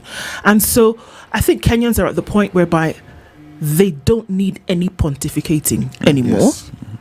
Kenyans don't want somebody who's going to stand on the top of a car and say we are going to do this. You'd rather not even say that to Kenyans. Kenyans today are looking for that leadership that is going to ensure these issues that they're being pelted with every day are taken care of before we even start talking about development. The people of Kenya essentially will be taken care of. For me, it's a no-brainer. It is simple. That is what Kenyans want. So the promises and the court cases, all this for Kenyans means nothing. And if I can just call you Eugene, I will say that's the truth. That's what Kenyans want today. So how do we ensure that the leader who wants to be a leader in 2027 today is ensuring that they resonate with these issues that Kenyans are facing today? So, for example, when that lady, and that's the latest example, when she was being arrested, being taken to prison and etc., a jail, so not prison, where was the A in your party, Democratic Action Party? What action was taken? Where were you? Did you go to bail her out? Were you physically there, standing by her principles? She had the courage to go and express herself in a press conference. But what we see today in opposition is we see a lot of speaking to the issues and very little action in belling the cat? I think action takes many forms, but one of those really, we have been on the streets. We have fought for Kenyans. We forced this government to come to, of course, the NADCO process didn't yield much. Yes, but we were able to engage. In court, there are several issues that we have won, actually. When you look at the Adani issue, we as DAP Kenya, through one of our members, Tony Gashoka, he's the one who brought the petition. So we went to court, we took Adani on, and actually on 29th, we're going back to court now to confirm the actual cancellation of the Adani deal. It's because of the pressure, the action we took. Otherwise, Adani had already taken over JKIA. Ketraco, Adani is in Shah. The only issue that we haven't succeeded on is the Shah issue, because Adani is still in the Shah. The matter is still in court, but my good friend Senator Okoh Mtata is still following it up. And there are other issues also when we had the sale of public assets. We had KICC, we had Zoya Sugar and others. We went to court, we got orders. You had William Ruto when he was in Western Kenya, he said, you know what, wengine walikuwa nasumbua sisi, but we have now dropped that. So there are quite a number of issues that we're fighting legally in Parliament and on the streets. So we are prepared to continue doing this. But it will not be just one party. It will take all of us. Indeed. Yes, the abductions. When they picked up these young fellows, you remember the Kitengela 3, Bob Njagi, we came in and they were released. When they abducted the 6 young fellows, Kina Kibet, we went to court. And we have been there, apart from just being political leaders, we are also lawyers. Pro bono, we have represented these families, worked with them, put pressure on government. And in the last appearance, when we were in court, the 5 were released. There's only one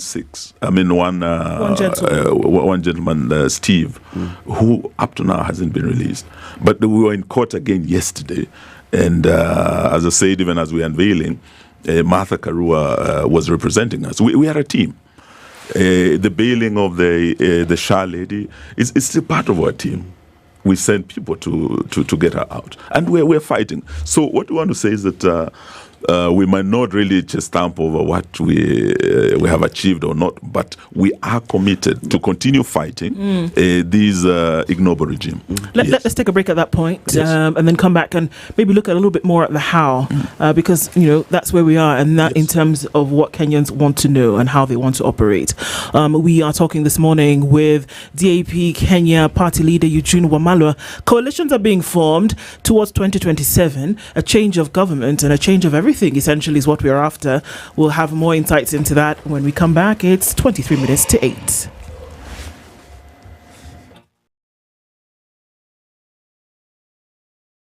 This is the Situation Room, the only way to start your day. The weather with SpiceFM. Cloudy conditions in Nairobi, huge chance of rain actually, highs of 23, and we'll see highs of 24 in a partly sunny Nakuru at 15. Cloudy at 16 in Nyeri with highs of 23, while into Eldoret at 14 it is cloudy with highs of 25. Mombasa is cloudy at 25, highs of 33, and we'll see highs of 31 in a sunny Malindi at 25. It's 19 and sunny in Kisumu with highs of 28, while Kakamega at 15 is sunny, we'll see highs of 29. Kampala is sunny at 18 with highs of 28, and Dar es Salaam at 27, sunny through to highs of 33.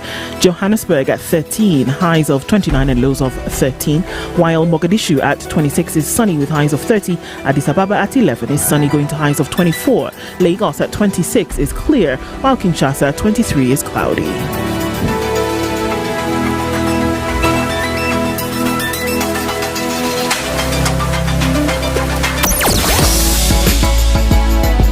Sugar and spice and everything nice. SpiceFM. Spice up your life. Still a pretty busy morning in Nairobi. Just taking a look at what's coming off of Ngong Road. It'll come in from Naivasha Road on one side, the Great Ngong Road on the other, and then find its way through towards Riara Road, in and outbound traffic is crazy. Gitanga Road then finds its way towards James Gishuru.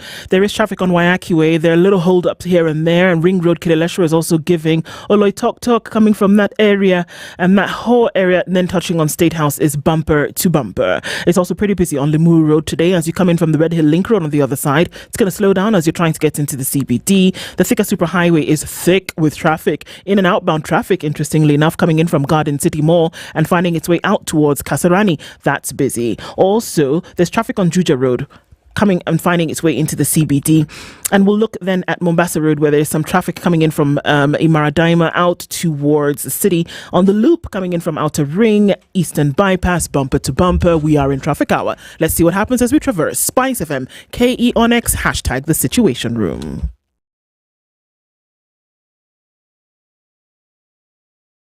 Mature, intelligent talk every morning. Spice up yourself.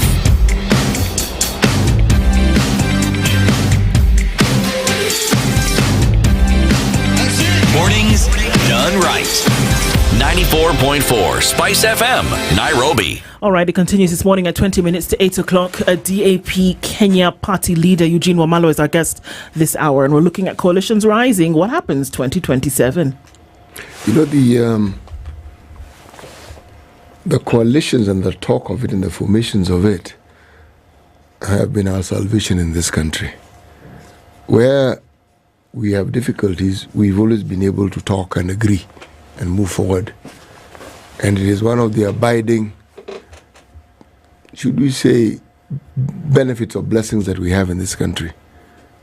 But even as we have these blessings, there are certain fundamentals that we seem not to have been able to address. With this government, the one before it, the one before that one, there were clear attempts. One, with President Kibaki, I was one of the people, I wished that the term limit for the presidency was 15 years. Now or then? Are you saying this is what you wish? This one, I wish it to be something like 2.5 years, if not. That's but that's very dangerous talk in the current situation where term limits are actually being pushed. This, you removal. See, the idea about discussing issues is you discuss them. Yes. Term limits are important because you then understand by putting them that government is a continuum. There is no one government that will be able to do everything that Kenyans want. None. It will never happen.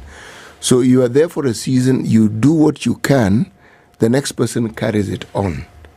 So you are grateful when a government takes over from another and they continue with the projects that were there. Mm-hmm. I'm saying this because of one thing. The thing that we saw with the previous government was a rising level of debt that is unprecedented in our history. Many of the problems that we are now talking about emanate from those debts. This government has taken it a notch higher. 8 trillion, we're now at 11. The burden is going to be borne in the future. Some of it is being borne right now because we are paying for what we borrowed in the past. So every talk about taxes. Now, my question is this. We are talking about taxes and we're not talking about the debt. And yet, in my mind, the debt is the problem. Mm. This coalition that you have formed, even as you say you want to remove the president, why should that be a priority? Should the priority not be you telling us and showing us how to solve the problems that we currently have? Why should the removal of a president or voting him or electing him out be a priority? Why? It's a priority because the policies are wrong. The priorities are wrong. And you remember when he took over, he came up with his bottom-up economic transformation agenda. It's called Better. Mm. Now, these policies were supposed to make our lives better. But City, if you ask any Kenyan today, this is the third year of this regime, are your lives better? Many Kenyans will tell you their lives are not better. Actually, their lives are bitter. Why? Because of the policies that were put in place. And as long as we have a leader who will continue bringing policies that instead of improving our lives, transforming the country, actually making our lives even more difficult, then it is our priority that leadership should end and that leader should be removed for those policies to change. One area that you could say everything went bottom up was, the taxes, the finance bill 20. That's where the rain started beating us, when he started with actually doubling VAT on fuel. When we were in government, VAT on fuel was at 8%. But immediately he entered, he doubled to 16%. There are some things, policies that were made in the energy sector. Remember the G2G deal? That never worked.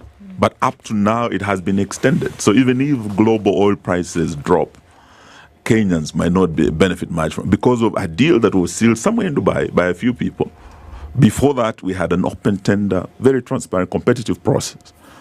These are some of the things we're saying that we would want to reverse those policies. We had this KNTC, a moribund state parastatal that was, picked from the books, somewhere from the shelf. You throw in 16 billion, you are going to import food, lower food prices, do everything. That money just disappeared, the edible oil scandal. These are things that have not been addressed up to now. So we're saying it is that this man should be removed for this corruption to change as long as he's there. Politicians speak to each other. Yes. This we know. Yes. That I'm sure today that if you picked up the phone, President William Ruto would pick it up. Yes. And you could have a conversation, right? Politicians... allow him to answer that. And you think you can convince him? I mean, William Ruto is the only man who advises his advisors, I'm told. Not about convincing. He doesn't take any advice. No, my question is, if you picked up your phone at some point during the day and called the president and he saw Eugene Wamalwa is calling me, would he pick up the phone? I'm sure he would. Okay.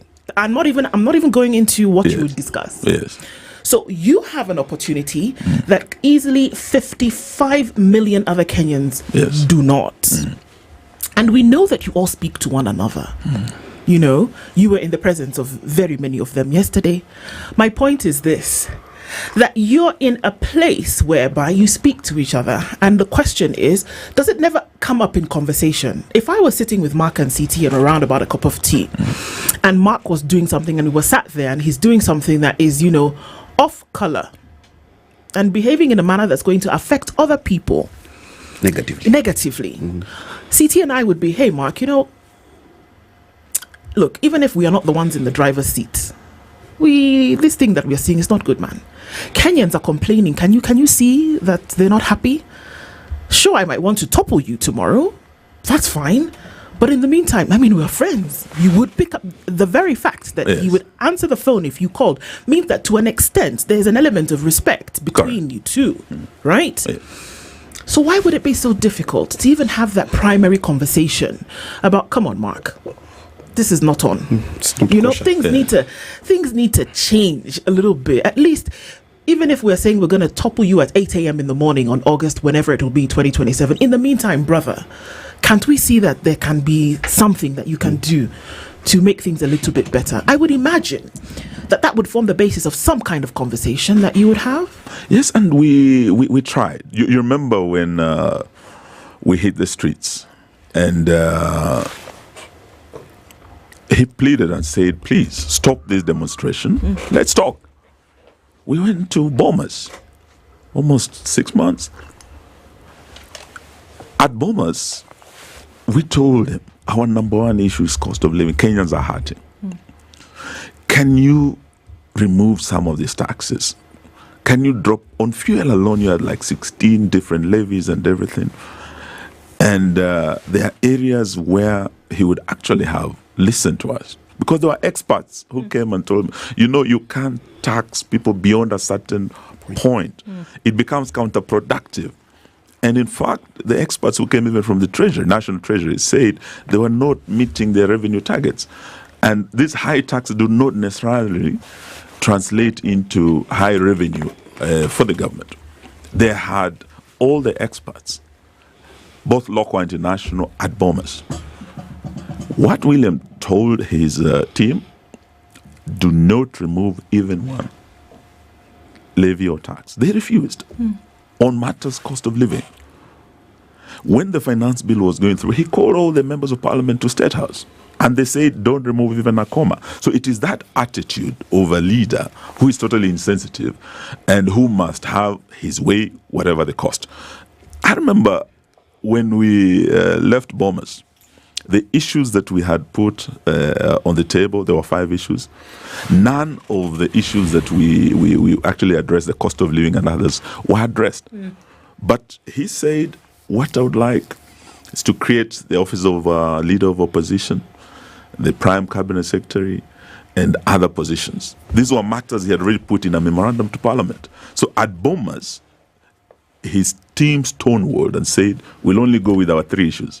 Your 2 issues of cost of living, issues of IBC, electoral justice, these were issues that were not properly addressed. So in terms of talking, yes, we gave dialogue a chance.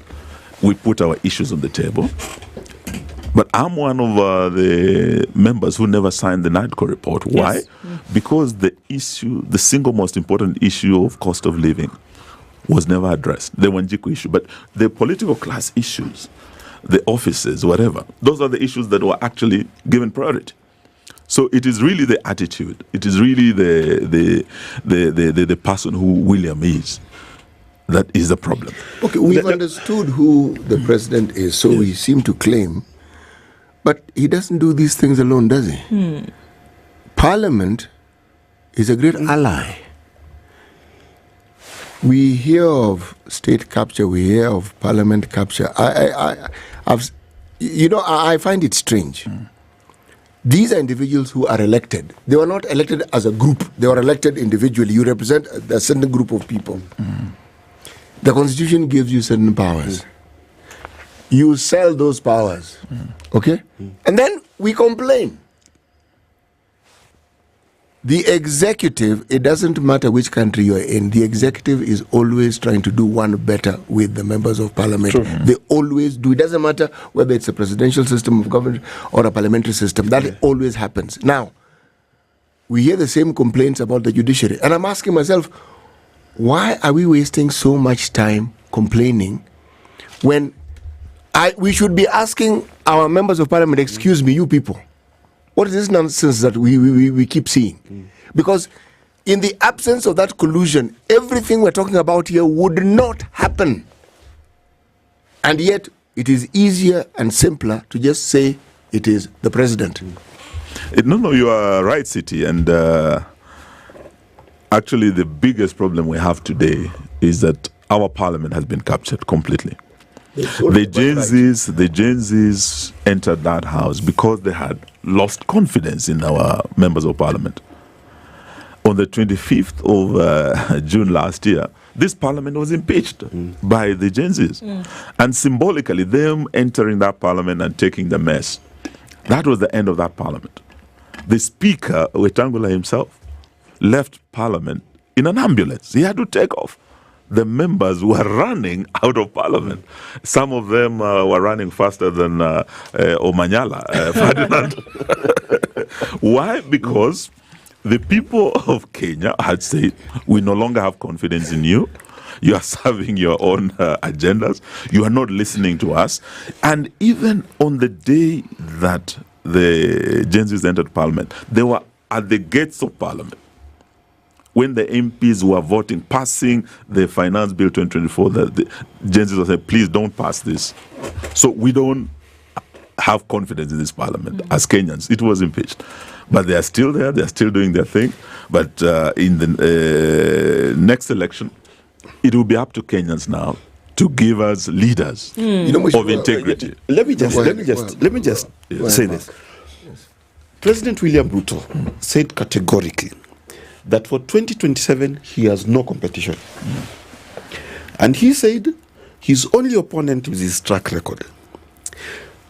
Then there's the person of Raila Odinga who's taken the wind out of the sails of what used to be opposition.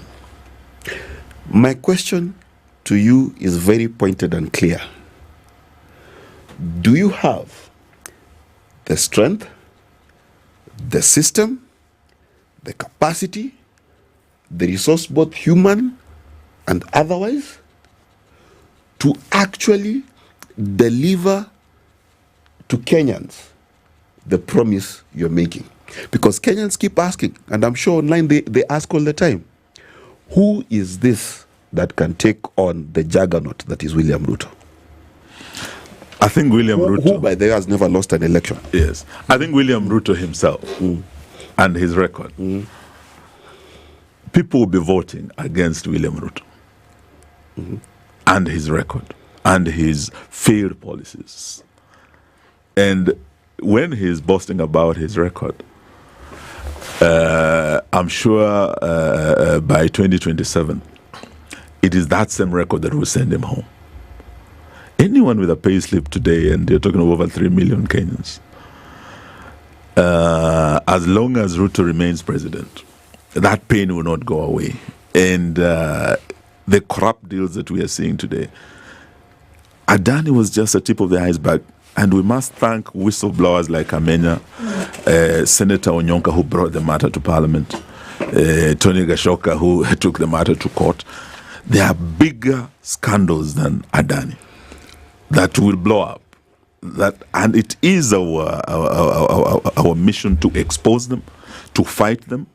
And yes, we have the capacity. We have the resilience to ensure that we fight this to the end.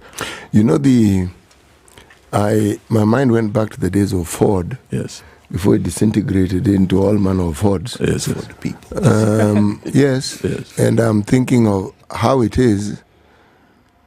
The late President Moi kept winning every election. And the reason was because the opposition was fragmented. That's correct.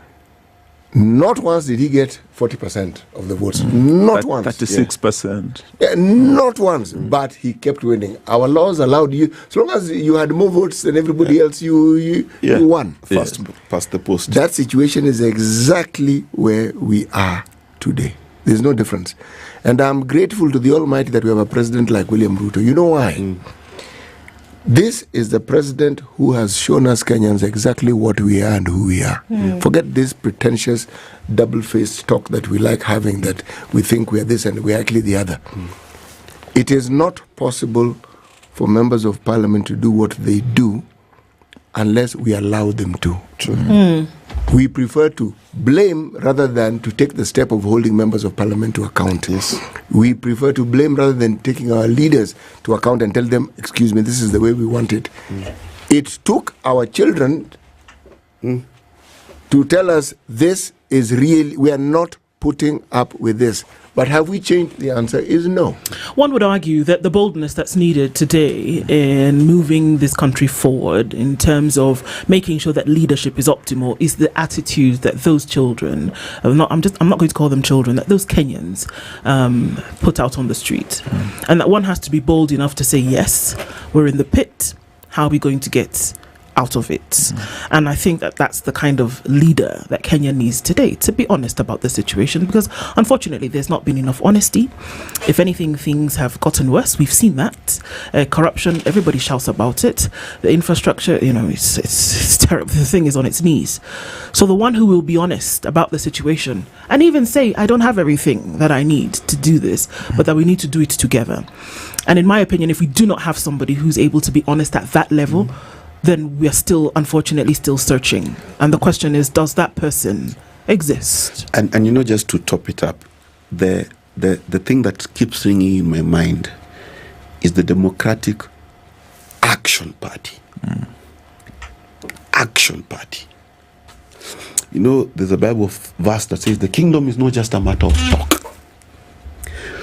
Where is this great action that is going to give Kenyans hope and a belief in a better future? That, I think, is the question we are all asking. I think, Mark, yesterday we took some action. And maybe a lot of people might not see the significance of the action we took yesterday. But in a few months and weeks to come, it will be seen. And I remember, what City was talking about, how Moi won in 92, in 97. You look at the votes of Matiba, of Kibaki, of Raila, of Wamalwa, of Ngilu. He was able to split them. And with a minority of that, he still became president. Yes. But when it came to 202, the action that was taken by the leaders, then when they realized, we go separately, we will not beat this fellow. We must come together. In order to do it. And that coalition building that started in 202 and actually brought about regime change. Kanu had been in power for over 40 years. But when leaders came together and Kenyans said enough is enough, they voted against Kanu and Moi. But the opposition held together. This is what we must do now. Indeed. So that coalition building, I think we have a history of very successful coalitions beyond 202. And yesterday, we started that journey again. We want to assure Kenyans that it might not be Wamalo alone who can beat Ruto or Gachagua, but a team. And what we need is an all-hands-on-deck approach, including bringing the Gen Zs on board, including the churches, the civil society. It is that broad coalition that we are building now. So it will not be a one-man show. And it will be a team that will beat William Ruto. Party leader of the DAP Kenya party, Eugene Wamalwa, has been our guest this hour. These conversations must continue. Thank you for being in the hot seat of the Situation Room this morning. Good morning. It's 8 a.m. Okay.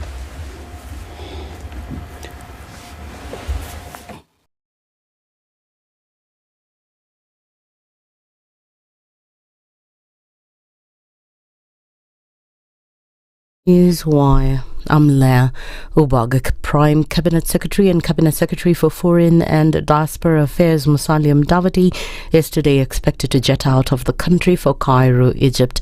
Mudavadi's trip is meant to see him sign bilateral agreements between Kenya and Egypt. His trip to Cairo is a follow-up on 4 memorandum of understandings that was signed between Kenya and Egypt in trade and investments, agriculture, tourism, energy and infrastructure development on March 8th last year. The Ethics and Anti-Corruption Commission is expected to launch its annual report today.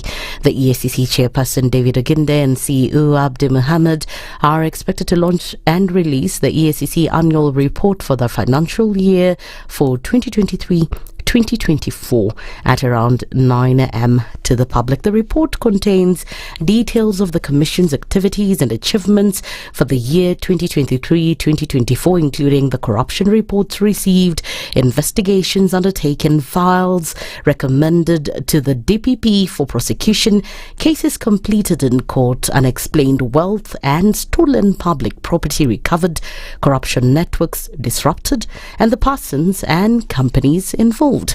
Still on matters EACC, 2 individuals accused of impersonating officials and extorting money from public officials and members of the public in the Western region are set for arraignment.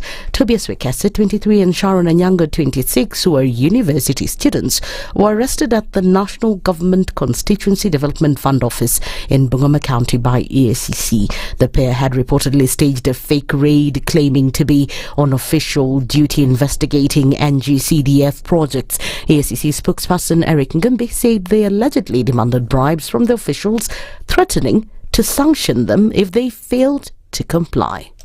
Washukiwa hawa wawili ambao wamekamatwa hivi leo ni pamoja na Tobias Singila Wekesa ambaye amekuwa akijidai kwamba yeye ni mkurugenzi ama director wa EACC katika afisi ya Kakamega. Hii ni afisi hewa kwa sababu tume ya EACC iko na ofisi moja upande huo wa Western, na ofisi hii iko katika kaunti ya Bungoma na ndiyo inasimamia maeneo hayo. Mshukiwa wa pili ni Sharon Nanjala Anyango ambaye amekuwa akidai kwamba yeye ni mkurugenzi anayehusikana na uchunguzi kule Nairobi. And the PK party leader Eugene Wamalwa says what they started yesterday was a journey of 4, but there are more individuals who will join the coalition. Speaking on SpiceFM, Eugene, however, said that besides forming the political party, they also have a strategy to get support from other individuals.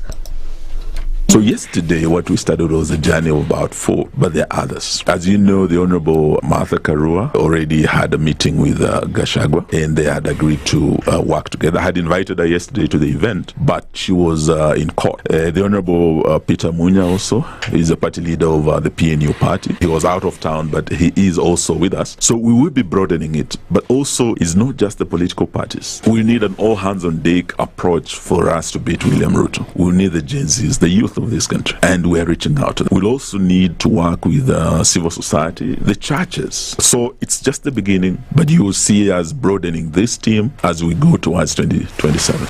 Wamalwa further said that their leadership would be different and deliver, as it will change their approach and specifically handle matters that are hurting Kenyans. What we'll see would be the approach in terms of addressing the challenges facing the nation. And I think the biggest threat that we are facing now is that of corruption. The citizens are hurting, they have been overtaxed, and the taxes keep going higher and higher. But where is this money going? I think it was not by mistake when we had this opinion poll about the corrupt presidents in Africa and the world. And William Ruto was ranked actually the second after Assad. We've never had him deny or respond to that opinion poll, but it tells you that in our state house we have a leader who has been branded as one of the most corrupt presidents, not just in Africa, in the world. And we're saying...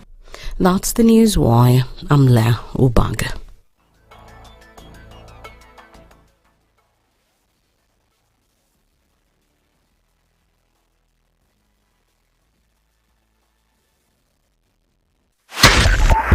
.5 Spice FM, Kisumu.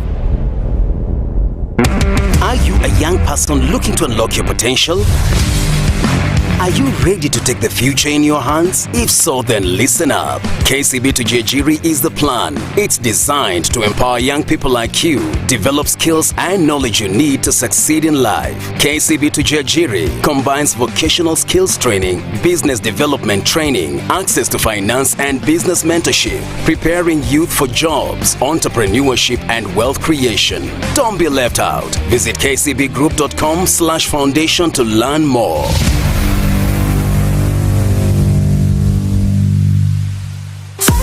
Are you ready to become Kenya's next biggest music star? Do you have what it takes to compete with the best and walk away with over 1 million Kenyan shillings in grand prizes? Auditions are open for Kenya Star Search on Saturday 1st of February and Sunday 2nd February at the Nairobi City Charter Hall from 8 a.m. to 5 p.m. Come through and show us what you're made of. Proudly sponsored by Skiza, Techno Kenya, Sunlink, Wairimu Kenya and Boomplay.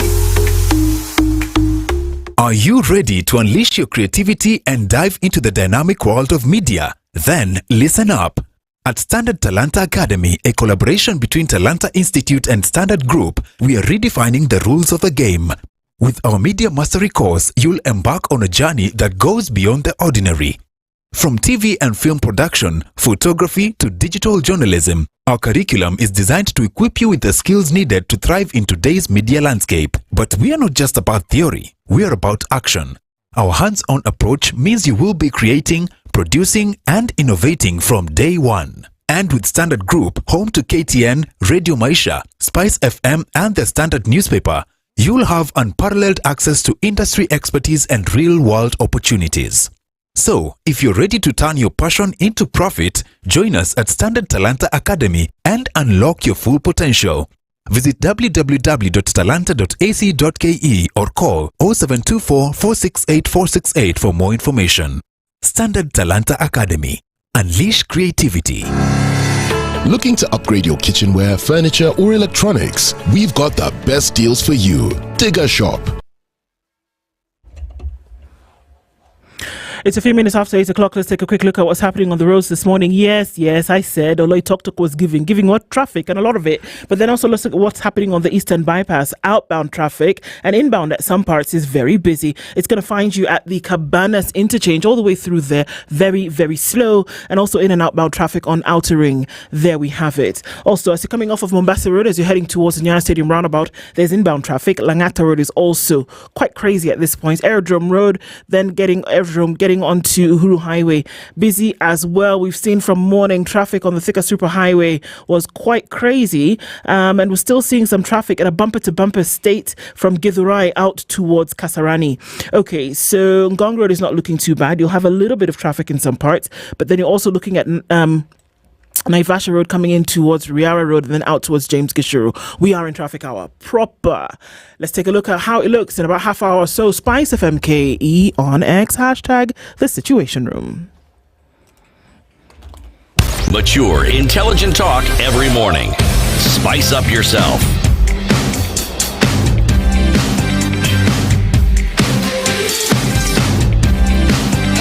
Mornings done right. 94.4 Spice FM, Nairobi. 9 minutes after 8 o'clock into the third hour of Kenya's biggest conversation this morning, and looking at now community. And oftentimes we say, okay, so what is the role of community in governance? What is the role of community in ensuring that its people are lifted up and that livelihoods are protected? Well, that's the kind of conversation that we'll be having this hour. But let me remind you that over 1 million young people enter into the labor market every year. Every year, there's 1 million young people getting into the labor market without skills. Not just getting in, but also getting in without skills.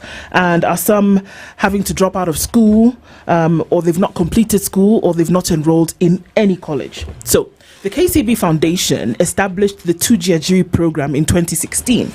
And this was to empower and equip unemployed and out-of-school youth between the ages of 18 and 34. So they've made sure that the informal sector will start to grow, and this will also help with micro-enterprises. So the KCB 2G program has created 150,000 jobs. It has trained 35,000 youth. It has incubated 10,954 youth, disbursed 265 million shillings in loans, issued 2,225 startup toolkits, and has done so much more in terms of training 6,535 businesses on financial planning through the 2G program. And it's been doing fantastic things, making sure that those youth who've fallen off the wagon and have not been able to get the skills that they need, making sure that they can do that through this program. And you can find out more about it. You can apply to be in this program. All you need to do is get on to www.kcbgroup.com/foundation. Our conversation this hour is along the same lines, and we've had him in the room before, but it's good to have him here again. Mahmoud Noor is the founder and chief mentor of Swahili Pot Hub Foundation. Mahmoud, good morning. Good morning, Ndu and City and He's called Mark. And Mark. On Tuesday he's called Mark. I'll get you to that. No, you know, I have other names. Like to my wife, I'm baby, honey. No, we will not call you baby. Lest we get into confection. Okay. So, I mean, a number of things that we'll be looking at today. You know, we did have a conversation with you, and we're looking at the community, specifically the young people in Mombasa, and what you've been doing with them and the initiatives. This is a follow-up to that, but also widening the scope in terms of really what is possible. And I think that it's such a, ripe conversation when we sit here and we complain every day, which I think we should do, about the things that go wrong. But very rarely do we talk about the folks who are actually righting some of those wrongs. So let's get into it this morning. But first of all, let's welcome you today with today's proverb.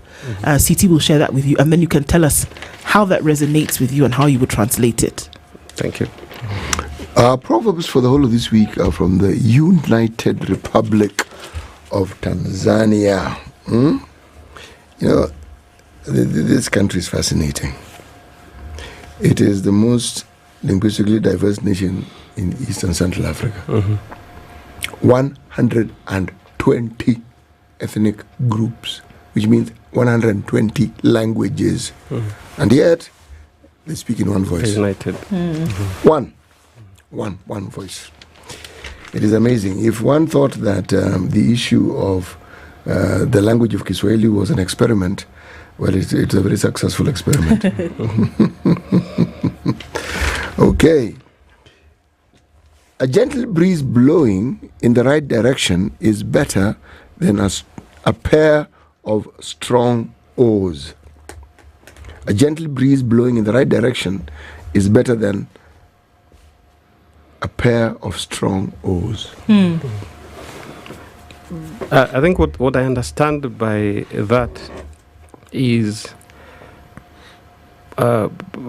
however small something is, but it's the right thing, then it's worthy than something else that might be bigger but has no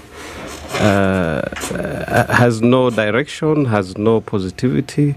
I think it is the atomic things, the small things that we do, but are positive.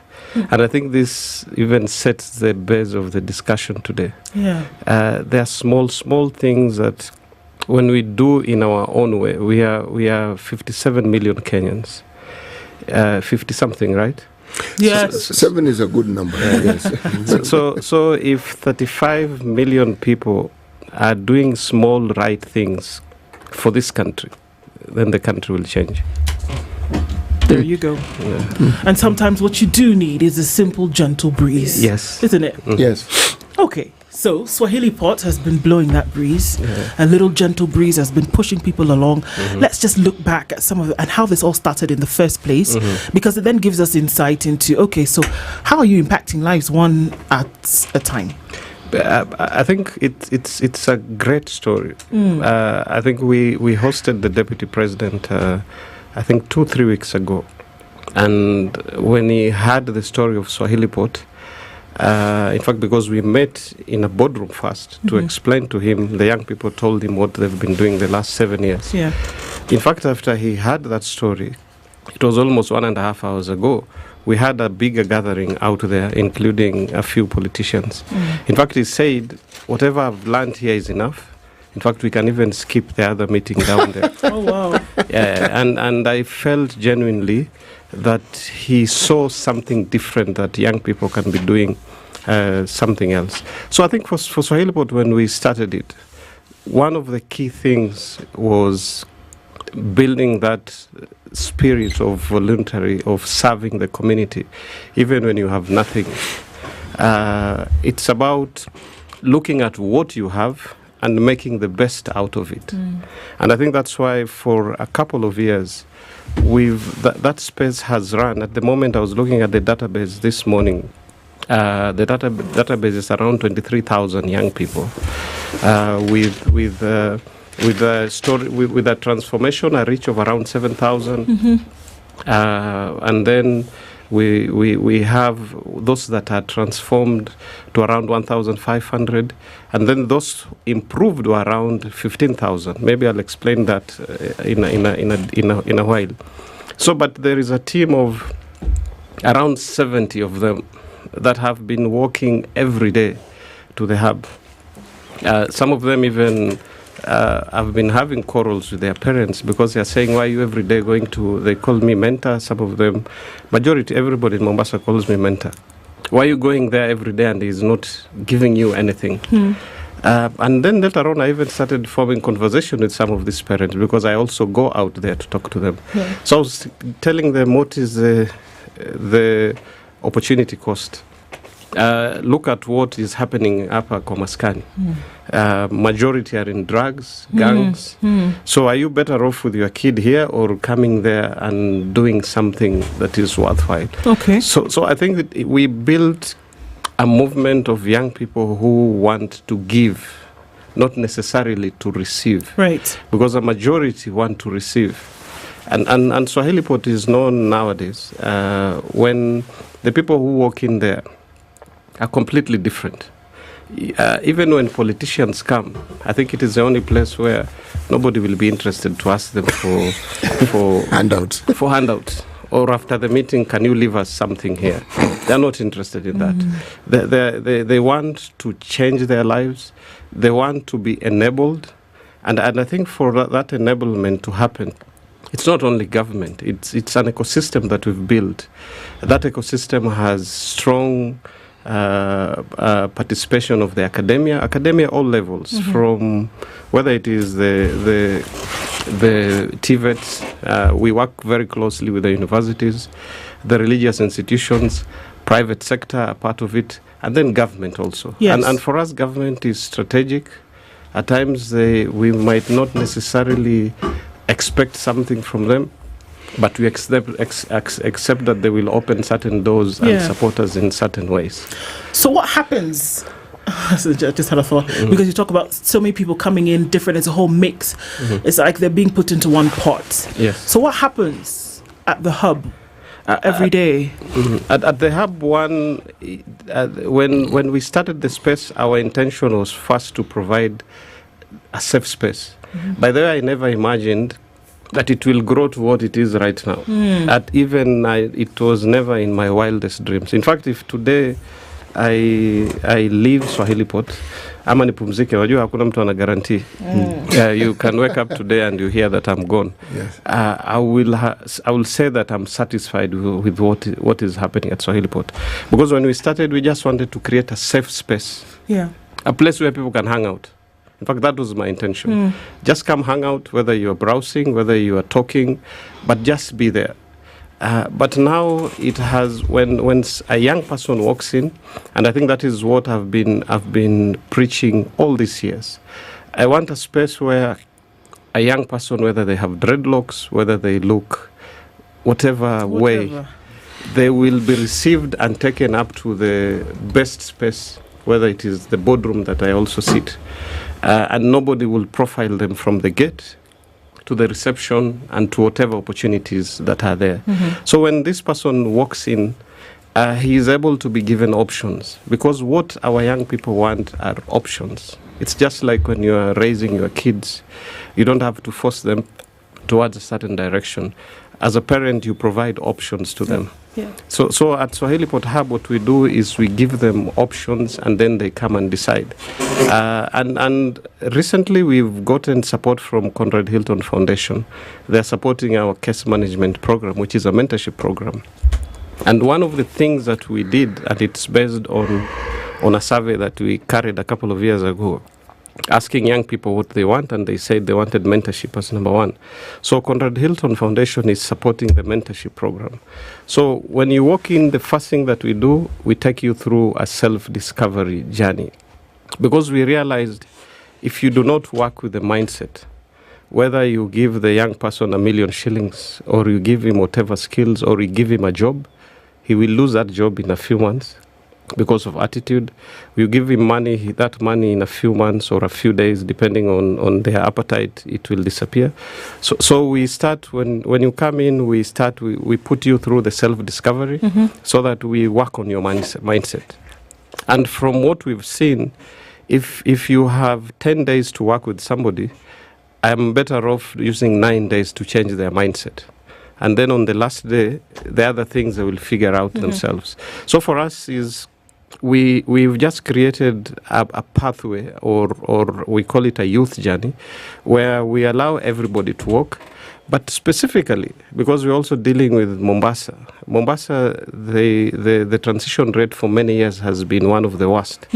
So we are dealing with the opportunity youth, we call them. We've coined that name, opportunity youth. Others call them vulnerable, wengine wanawaita majina yote. But for us, we look at that as opportunity. Those who are out of school, those who dropped out of primary, secondary, those who feel hopeless. By the way, that is the target group that we are working with. So when this person comes through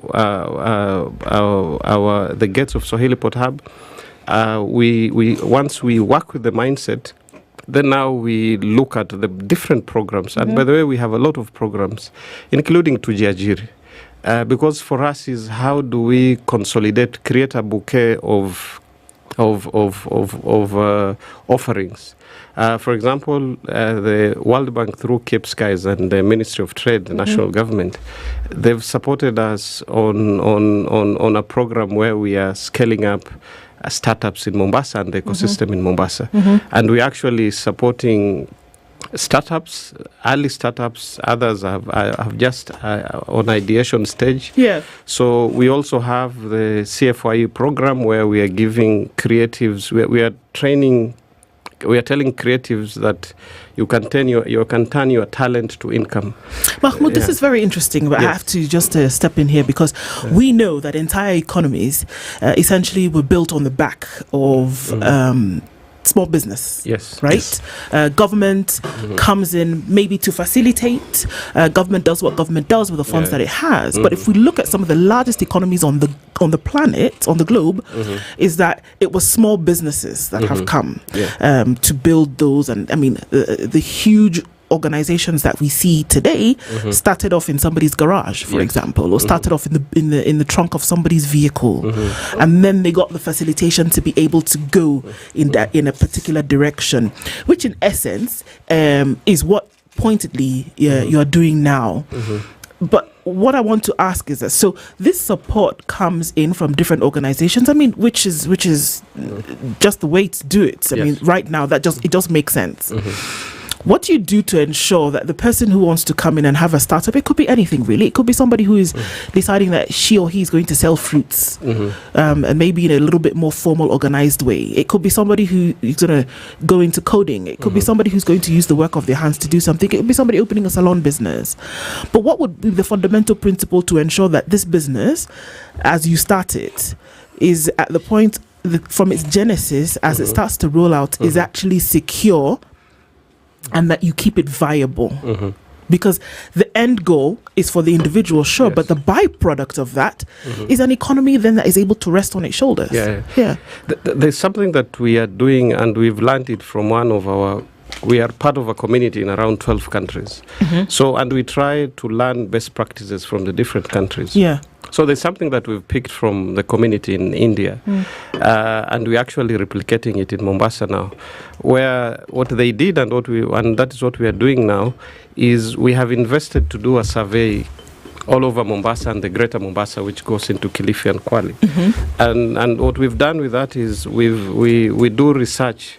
What are some of the business opportunities based on the dynamics of that area?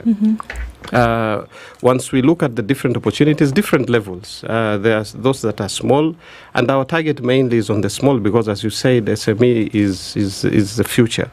And then because we are making it easier for a young person who cannot do a survey. So you do the survey on the opportunities that are there. Then what are the things that you need to start these different kinds of business? What are the permits that are required? You also look at the market area. So we've done that, and then we've placed it in a booklet. So rather than the way Kenyans do it, they see somebody selling shawarma and then they also go start a shawarma. What we are doing is to give them a booklet that is like a directory, telling you are in Kisauni. These are the opportunities in Kisauni. This is the amount of money you need to start to do this business. And this is now the other place where you can even get this amount of money. Because, for example, you mentioned Tujiajiri. They are offering grants. So we'll even tell you if you do not have this money, you can go to this organization. Some are government, some are private, and you qualify to get 50,000, 100,000, and even if it is 5 million shillings. You know, first and foremost, congratulations. I always find such stories heartwarming and gives this nation hope. And Ndu has gotten a smile back because she warned us of taking her happiness away. I hope you've gotten some of it back. But there's something you said that has had me contemplating ever since you started speaking. Why are we producing hopeless youth? You're fixing a problem, no doubt. But what in your mind? Because before a youth is a youth, there are parents, uncles, friends, teachers, right? And you talked about people who dropped out in primary, secondary, some who even finished university. There's a mantra I say that Kenya is the only country where a dropout is looking for work, a degree holder is looking for work, a master's person is looking for work, and a PhD person is looking for work. So I keep asking myself, yes, you're solving a problem, but where is the birth of this problem? Is it the parents? Is it our education system? Is it our society? What is it that produces a young person without hope? Because I cannot imagine myself at 18 without hope. I thought I'd drive a Ferrari by 24. Yeah. And you didn't? No, of course not. But I've been near one. Okay. Yes. So by the way, your question is difficult and easy to answer because the answer is all around us. I was brought up in Nakuru. And same here, by the way. All three of you Nakuru. Yeah. Okay. So was I. Okay, interesting. I went to primary school in Nakuru. So and I normally tell the young people in Mombasa that personally I do not blame them because the environment that we have created is what has turned them to be what they are. I went to a public primary school, Kimathi Primary, then Menengai, and you could see the quality of life in that public school. It was functioning. People at that time, nobody wanted private school. Everybody wanted the public. True. I lived in a municipal house. That every twice a week they will come and collect garbage. There was tap water. I have fresh water. So things were functioning. You go to the church or the mosque, everything is there. So if a child is taken care of by the parents, because the parents are not struggling, the economy is okay. So at the moment, a lot of people are struggling. And then, I also do not want to connect struggling and the economy doing badly that justifies you to be a bad person. Because then it means that when I'm in Kibra, because I do not have work, I'm waiting for somebody who was going to carry things at the industrial area in Mpigengeta. Right. So also the other part is the moral fabric. And moral is not even religion. We have people who do not have religion, but their ethics are very good. So I think we've built a society where things that are not normal, we have normalized them.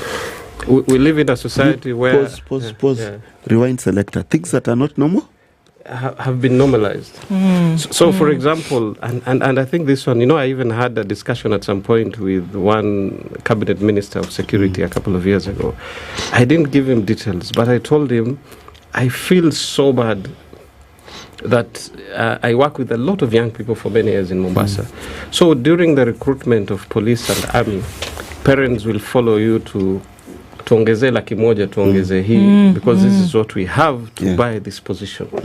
And at times it's a conflict even in my heart. Because if you don't give them this money, they're not getting this job. Yes. Exactly. And if it is followed normally, they will never get it.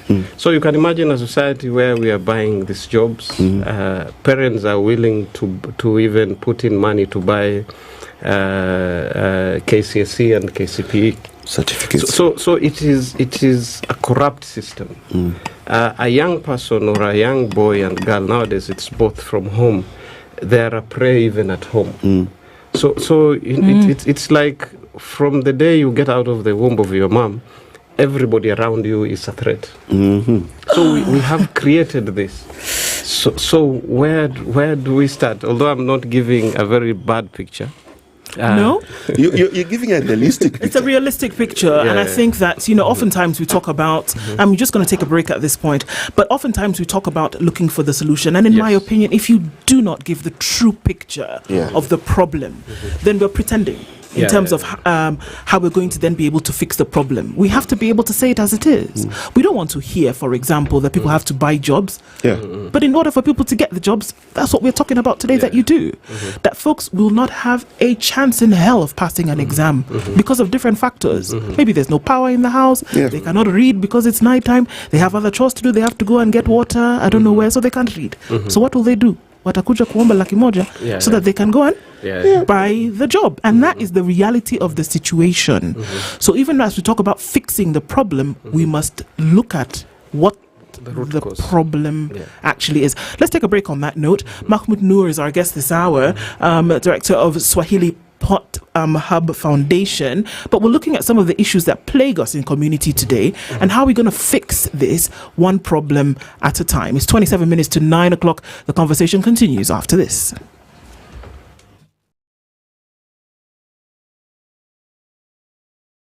This is the Situation Room, the only way to start your day.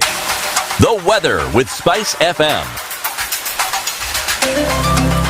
Partly cloudy conditions in Nairobi, 18 degrees. We'll see highs of 23 and we'll see highs of 24 in a sunny Nakuru. Highs of 23 in a cloudy Nyeri, and at 17 it's sunny in Eldoret, going to highs of 25. Sunny at 27 in Mombasa, and we'll see highs of 32 in a sunny Malindi. It is 20 and partly sunny in Kisumu with highs of 29, while Kakamega at 20 is sunny with highs of 29. Kampala at 21 is sunny with highs of 28, while Dar es Salaam at 28 is sunny with highs of 33. It's 16 and sunny in Johannesburg with highs of 29, while Mogadishu at 28 is sunny. We'll see highs of 31, and Addis at 14 sunny, going to highs of 24, 26 and clear in Lagos, and 23 and partly sunny in Kinshasa.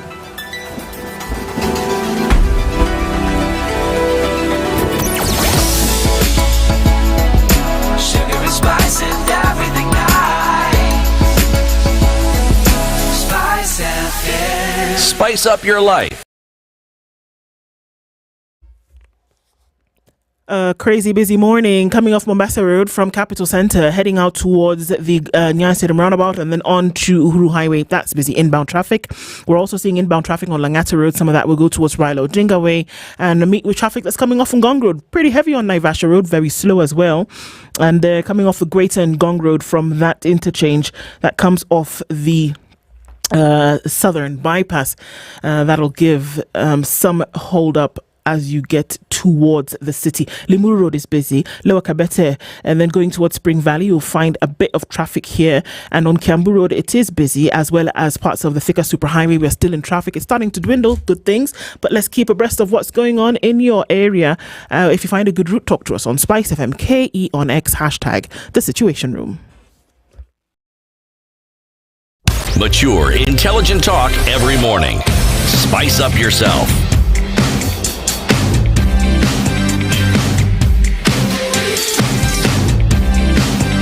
Mornings done right. 94.4 Spice FM, Nairobi. Mahmoud Noor is the director at Swahili Pot Hub Foundation, and we're looking at the issues that we're facing. And this is the thing that it just so happens, Mahmoud, that you are resident in Mombasa and have decided to take the initiative to start looking at these issues. But if we take a mirror against other parts of the country, these issues are mirrored all over. And so we start to ask ourselves the question, if we can find the problem anywhere that we look, how are we going to start fixing these things one by one? And I think the answer lies in the individual. I think this is the only country that we have. Earlier I was telling you the other day I was in Shanghai and I stayed there for a week, and I was just looking around. And I admire the safety. Young people. In fact, I was feeling, even my daughter being here, I have a 15-year-old daughter, I will have more peace of mind than her being with me in Mombasa, and I'm there in Mombasa. I think I've seen Shanghai is a better parent. Yeah, people are creating nations, people are creating cities for their people to live in. But I think what is important is, as an individual, what are you doing? And I think that is what we've shown in Mombasa. And I applaud a lot of young people in Mombasa who are also doing the same. It's only that we do not tell their stories more. If you do the right thing at an individual level, as a parent, how are you raising your kids? How are you behaving in front of your kids when you're talking to your spouse? Because kids are watching. At times we expect these kids to be different, and you're the one who is abusing your wife, you're the one who is attacking your wife, you're the one who are using those unprintable words that watu wa Mombasa saa zingine wako associated now, but I see it's all over the country. So we need to start from the individual level. I will use my example. When I went to Mombasa, I went with the undersea fiber optic cable. I had, personally, my life was comfortable, and I could afford even to travel all over the world for holiday. But I made a choice that I'm surrounded by a community that if I don't do something, even my family will never be safe. So I normally tell young people, you see your neighborhood is dirty. Can we organize and clean it up? Because we can't say that it is government, because if you wait for government, you are the one who will be sick. I urge people, can you pick at least one person and mentor them? One person. You can even start with your daughter. If it is not your daughter, then in the neighborhood, can you pick one person and you guide them? Because we have a lot of young people who do not have people to guide. Either they do not have parents, or they have parents who are just parents by name and they are never there for them. Right. So we can't blame them. So if we as individuals take certain steps by picking people that we can guide and being good examples. I think number one, even before you guide people, at times when you guide somebody genuinely, it also helps you to start being right. Yeah. Because you can't be telling people this is what you're supposed to do, and then tomorrow you are seen elsewhere. Yeah. At times it helps you to shape you up yourself. I have a question. He's talked about examples. As we sit here, how many business people can we look up to for starting a business without the help of raiding government coffers? How many teachers, lecturers, doctors are in our list of heroes? When you go to social media, the people who in parliament are supposed to be thinking for us are TikTok stars. You seem a bit frustrated. There are a lot of things running through his head. Yeah. My pain, and he's trying to figure out which one to speak about first. My pain from what you said, you said something very powerful. You said the power of example. I am thinking, when our kids go to social media, when they watch the news and they go to church, isn't being corrupt and being an OnlyFans model the example they're given? Because this society does not mirror morals and proper hard work as examples to these young people. And I'm just wondering, you tell me at 18 to mentor, I don't have an example. Everyone I know is a thief, and when they stole, they became an MP. Stole more, they became a cabinet secretary. When you're a successful journalist, you quit your job to go be an MP. There's something wrong with this country. And I keep wondering, what should we tell our kids? Mark, the country is fine. It's us. it's us who have a problem.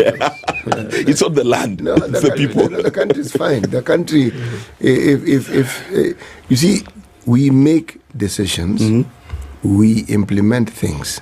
Okay? You had the discussion we had in the earlier hour.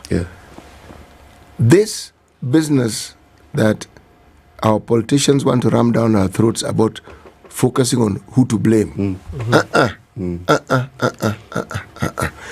Everyone has a role to play.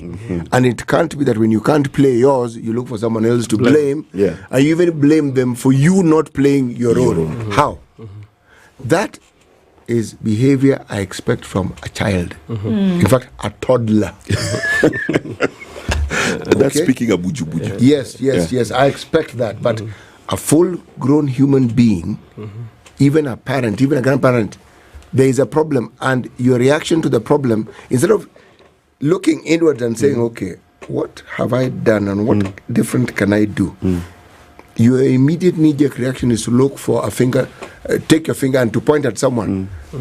How on earth can finger pointing provide solutions? And I think Mark brought, there's one point that is so critical. It's role models. Not that we do not have role models, but we highlight the wrong ones. The wrong ones are the ones who have a bigger space and it's amplified more.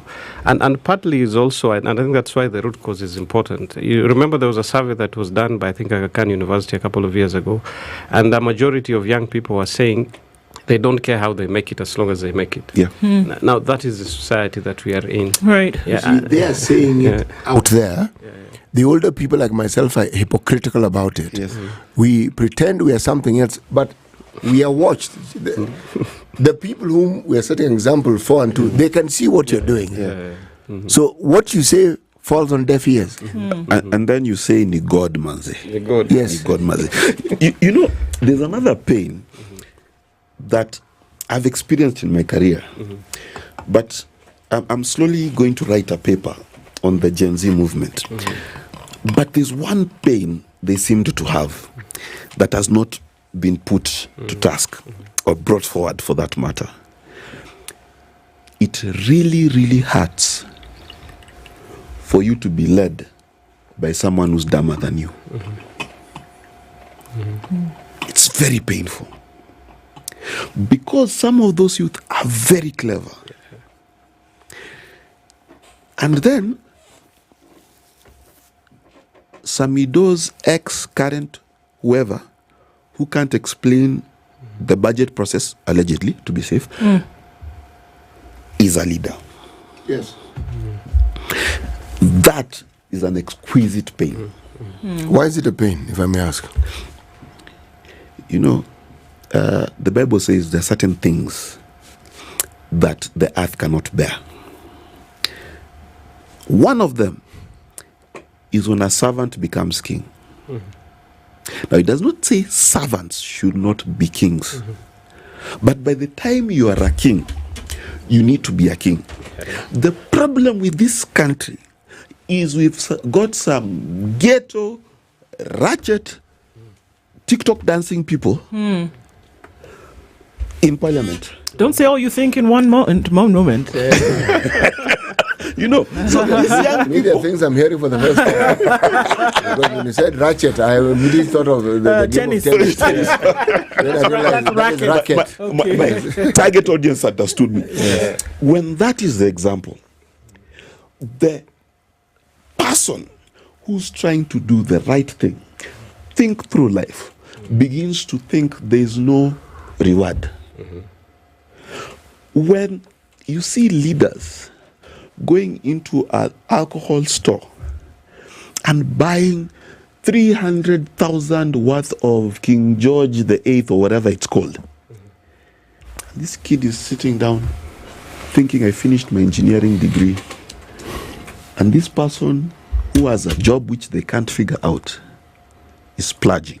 Or in the case of like what Mahmoud is saying, is that you have the 20-year-old who didn't finish their engineering degree for certain reasons. Lack of funding, their parents couldn't afford it anymore, they didn't have access to the opportunity that would allow that to happen. So unfortunately, and maybe you can guide on this, is that they make a connection between their lack and here's this other human being who has this. We're not thinking at that point about the route that they took to be able to reach there. All they've connected is that I'm here and I want to be here. Yes. Without realizing that, in order to do it Absolutely. There's a journey. So the value that we place on some of these things, then I think is very important to bring into the conversation. Because then, how then, beyond now connecting somebody with startup funds, are we able to start to change mindset? Yes. Because if we don't, we're just still swimming in the same cesspool of disappointment. How do we change that? And how have you seen that it has changed through the folks who've walked through the foundation? Yes, and I think one of the things that we emphasize every day, that other life that you're talking about where people have become millionaires, billionaires suddenly, I normally tell them that is like gambling. It is 1 out of a million. And most of the time it ends badly. Because yes, there are people who see opportunities, because you should also do not discourage people to make money, but it should be legal. You can see an opportunity and you run with it and you become a millionaire. But the majority of those paths are not the right paths. But what do we tell young people? And I think that's why I'm saying we work a lot on the mindset. Because once you work on the mindset, then they realize that from this 20,000, I can grow it into something else. It can be something bigger. By just selling water at the ferry, I can make 500 shillings every day, but I have to toil every morning. But also one of the problems is I make 500. A local Mombasa thinking person, not all of them, you make 500, you want to spend 700. But the mindset that you are putting into them, you make 500, can you spend 100, and 400 you plow it back. And you move on. So it is a mentality, and I've seen it possible by us showcasing those who have made it. You know, our young people do not want stories ajaba. Wanataka, they want to see now. So if we can tell more stories of those who have made it legally from humble beginnings, then we will go very far. But also we link this, you can it's not about the size of the business, the amount of money that you're being supported. It's about the values you attach to it. One of the biggest problems that we have in our times is lack of values. Where even when I'm going to buy something at the local market, they want to tweak the scale so that they give you less. So we really need to push values, because when you push values, somebody will want to take what is his, and slowly you progress and you move ahead. So if there is one thing that probably I want people to take from this interview, is how do we work with our young people to return the values, and simple values. Sisemi ya kanisa ama ni ya msikiti. Being honest, doing the right thing. And I think if we reach that level, then we will be very far. But if there are no values, even if we give every young person in Kenya 10 million today, you follow them in a few months, we will never be anywhere. Mahmoud, let me take you back. You talked about parents briefly, and then there's a story. I don't know whether it's alleged, I don't know whether it's apocryphal or true, that there was a course being offered in Eldoret the other day for young people to learn online conmanship from card scheming, etc. I remember you talked about the role of parents in this whole journey. Then you also mentioned how parents actually pay for KCSE certificates, buy fake, try and get their children to cheat.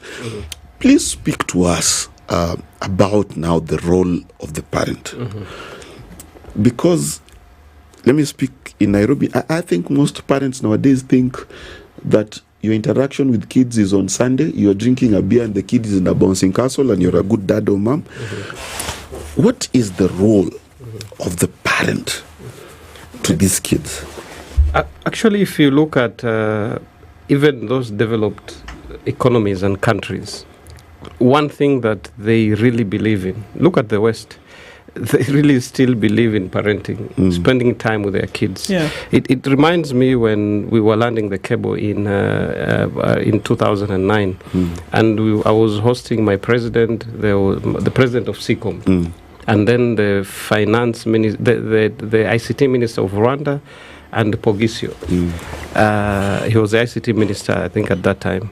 And then, I don't know what happened, and then my president of SICOM learned that my wife is in hospital, expecting our first daughter. You know what he did? He actually told me to drive to the hospital. Yes. And he told me, go stay with your wife. Even if we are having very important guests and myself, we will handle it. Yes. That family is more important. Yes. Yeah. And that is, I think it is, as long as we do not value family, then we will always have a problem. And you know, when a parent will always want the best for their kids, but you also need to spend time with them. Yeah. One of the challenges that we have is we are allowing our kids to be taught on TikTok. We are allowing our kids to be taught online. And what I've seen in Mombasa, and this is how juvenile gangs have come, parents, either they are absent parents or parents who are there but they are not there. You know, you can have a parent, he was always on Mogoka, he has no time for you, or he's too busy working jobs, but forgetting, you know, you'll be working all these jobs, by the time you're coming back bringing money, you do not have a family. True. So it's so important that you spend time with the kids, because if you don't, like I was saying in Mombasa, the small boys just guide themselves. And then as they guide themselves, they see there is one who is a gangster and is doing very well. Yeah. And all the girlfriends want the gangster to be with him. So he will be the one who will provide guidance to your kid. Yeah. Because you are not there to provide guidance. If you are lucky at times, there are those that have house helps who are good because they let them stay with the house help. Yes. Yeah. So you pray that you have a good house help. Mahmoud, let me ask this question. Yeah. Mombasa has 30 wards. How do you cascade the concept and the principle of the Swahili port? Well, how do you devolve it? Yeah. Yes. So that, irrespective, whether you're in Jomvu, whether in Mwakirunge, wherever it is, okay, whether you're in Likoni, young people have an opportunity to actually find a safe space where they can actually come into their own. So there's something we are calling the Youth Hub Network.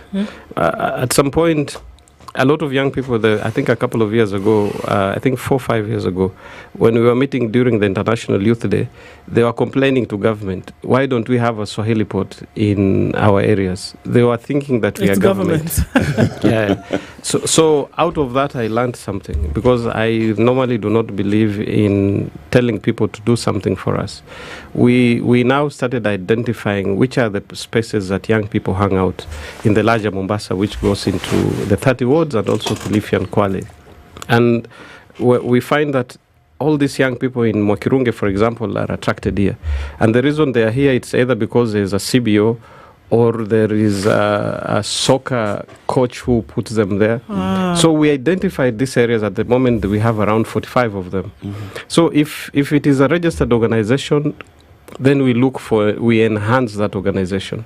If it is not registered, we help them to register it. Yeah. And then now we cascade everything, and I'm happy that we got some support from Imaginable Futures, where we will actually be supporting these centers with a minimum of around 300 to 500,000, because there's somebody who wants rent to be paid for that space. Another one wants internet connectivity.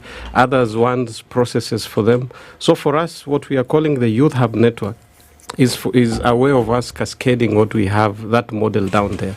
And then we also have a couple of young people, and I'll mention my photographer is called Kevin. Kevin comes from Shauriako. Why Kevin inspires me is when I picked him to come and started taking photos of me. Nowadays he takes photos of all the people that you will never imagine. He's traveled out of the country as well. But he's actually went and duplicated Swahili port at Shauriako. Wow. Including the departments, including everything. And I think that is what we really want to be done. And maybe lastly, on the same question, we have a partner that loves the Swahili port model. And they have put us together with NCCK because they thought NCCK has all these properties all over the country. They do. But when they come to Swahili Pot, it's any time you come to Swahili Pot, you'll find most of the time hundreds of young people around there. So they're saying, what is this as it's attracting young people? But when you go to these other centers, there's nobody. Yeah. So for the last 1.5, 2 years, we've been working with NZSK for them to understand the model. And the intention is to replicate it in even other counties. And that is our hope. But what I've been telling them, yes, we can replicate it, but we need champions. To what end? Yeah. All these things, the changes, what do we want to see as a finished product? I think a transformed society.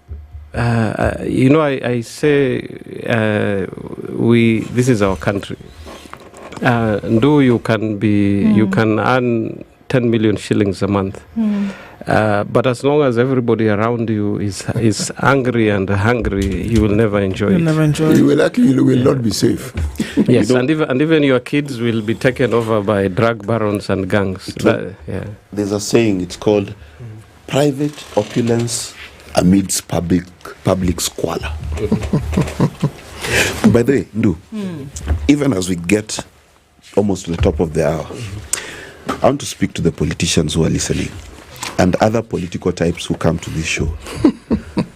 We would like for once to interview you and feel and think the way we feel and think about what you're doing. Congratulations, sir. And that is an example of how leadership should be done in this country. Indeed. And you're an engineer, right? Yes. So it's not social work. Indeed. Yeah. I mean, obviously, it's very clear that it's possible to change one human being at a time. Can I have a last word before the top of the hour? Yes, you can. In fact, have two. No. There's a saying that we've been pushing for the last couple of years. We're saying Kenya is not Nairobi and Nairobi is not Kenya. What I will ask you, Spice is a very popular show, especially the morning one. Can we also get stories out of Nairobi? I think it is easy and convenient to get people who are in Nairobi, but there are very good things happening all over the country. I was in Dadaab yesterday at the refugee camp, the municipality. We have young people, we have women doing a lot of good work, but nobody knows that there are good things happening in the country.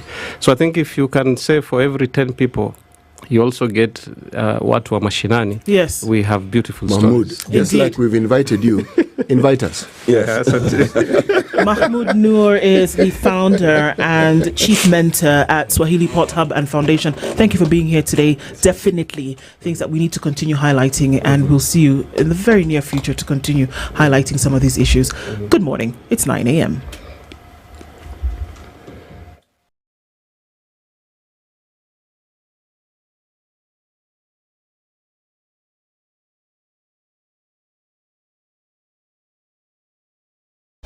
Good morning, this is the News Wire. I'm Leah.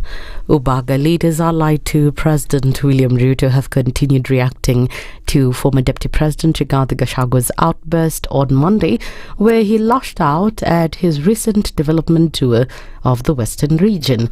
Former MP Wilson Sossion said that Gachagua was simply looking for a way to get himself back into government come 2027.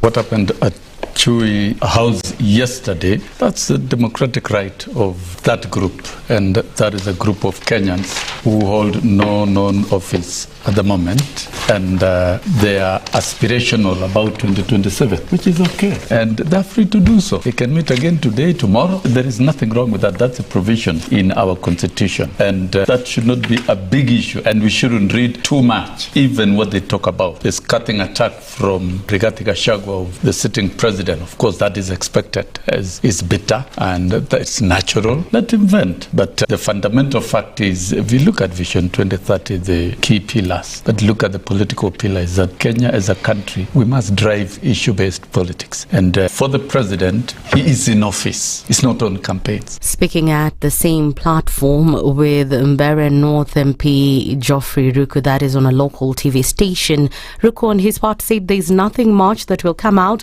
of Wiper leader Kalonzo Musyoka and former DP Rigathi Gachagua's coalition.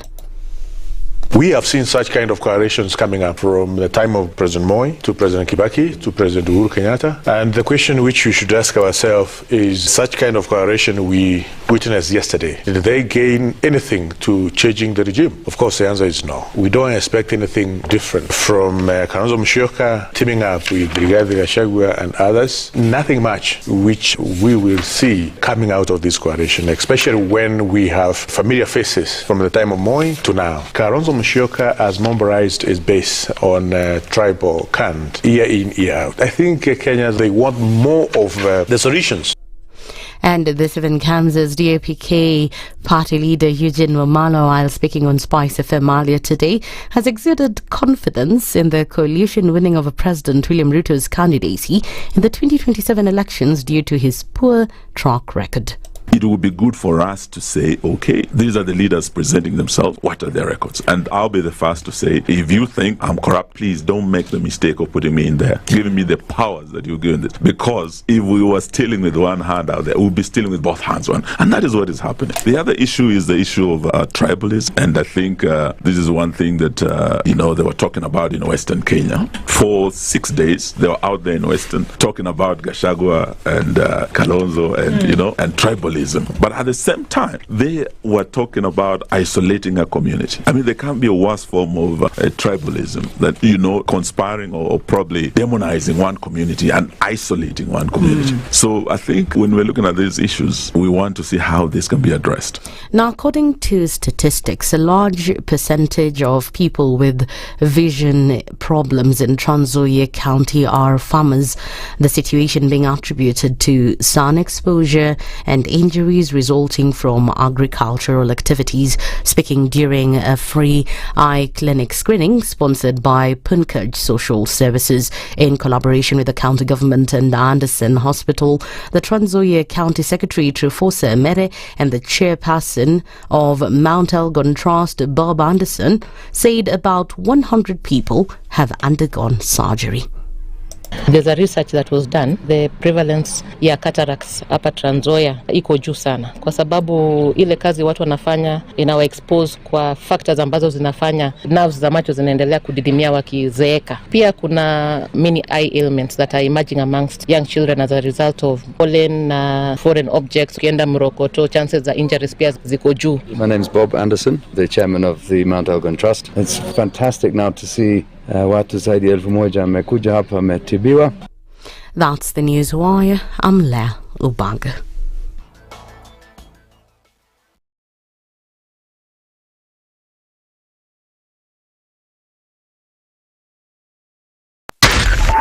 .4 Spice FM, Nairobi. Are you ready to unleash your creativity and dive into the dynamic world of media? Then listen up. At Standard Talanta Academy, a collaboration between Talanta Institute and Standard Group, we are redefining the rules of the game.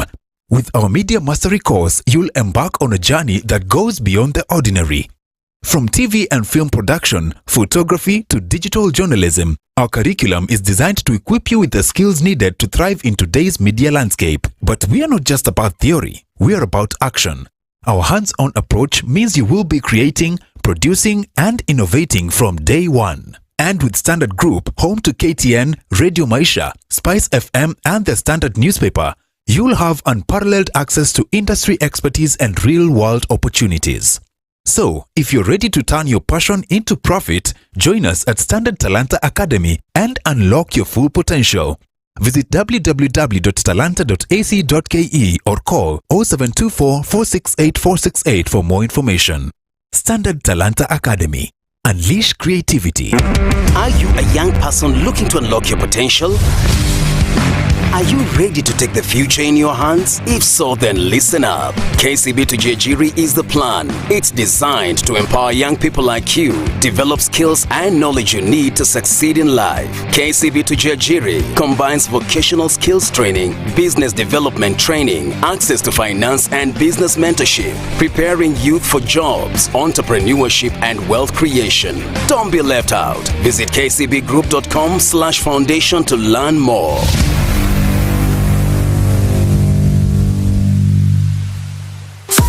Are you ready ready to become Kenya's next biggest music star? Do you have what it takes to compete with the best and walk away with over 1 million Kenyan shillings in grand prizes? Auditions are open for Kenya Star Search on Saturday 1st of February and Sunday 2nd February at the Nairobi City Charter Hall from 8 a.m. to 5 p.m. Come through and show us what you're made of. Proudly sponsored by Skiza, Techno Kenya, Sunlink, Wairimu Kenya, and Boomplay.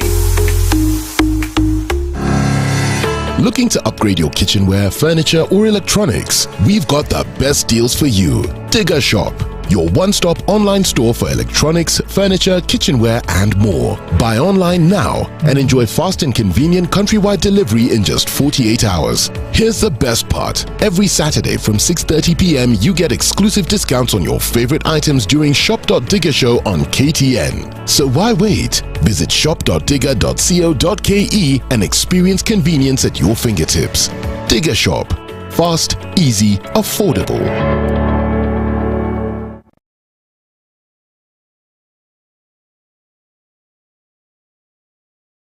It is busy this morning, different parts of the city. We're taking a quick look at what's happening with traffic. It's still busy on the Thika Superhighway as you come into the CBD, and a little bit of that on Kiambu Road. Coming through towards Muthaiga Square, Limuru Road still busy, but all manageable at this point. Looks like we'll make an easy exit out of traffic hour. Gong Road just a little bit busy as you approach the City Mortuary roundabout, and also a little bit of traffic that's coming in from Langata Road and crossing over towards Aerodrome. All right, so we're going to keep an eye on all of this, see how it all progresses as we come towards the end of traffic hour. You tell us what's going on where you are. We'll talk on SpiceFM, KE on X, #The Situation Room. Mature, intelligent talk every morning. Spice up yourself.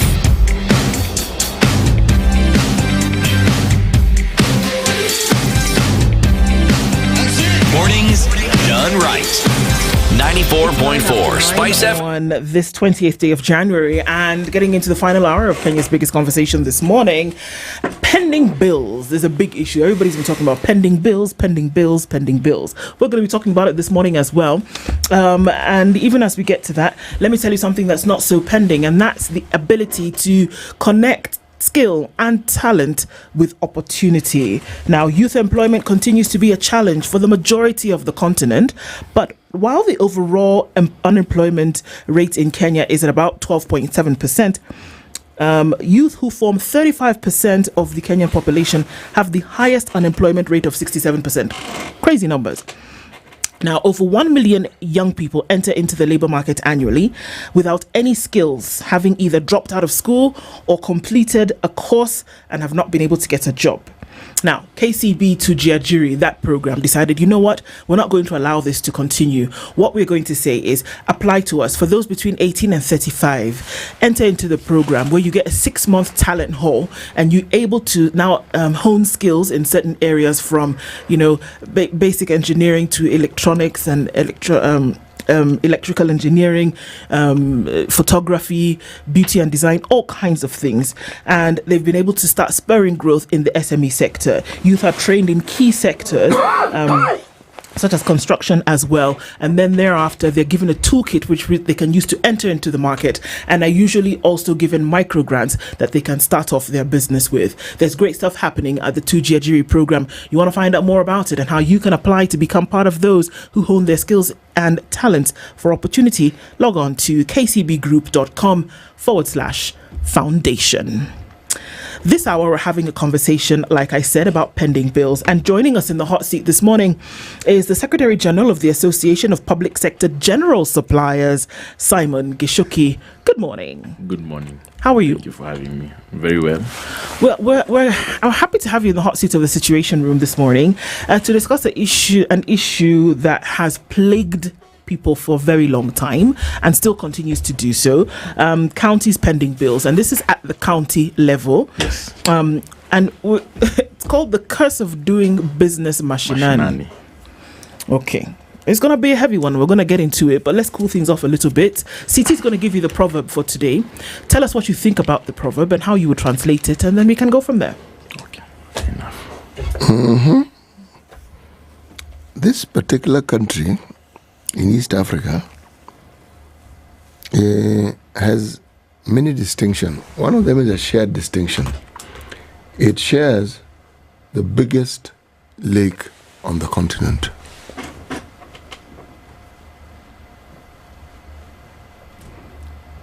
Tanganyika. You're actually quite right. We now call it Tanzania. Yes. Thank you. Yes, our proverbs for this week are from the United Republic of Tanzania. Tanzania, yes. A gentle breeze blowing in the right direction is better than a pair of strong oars.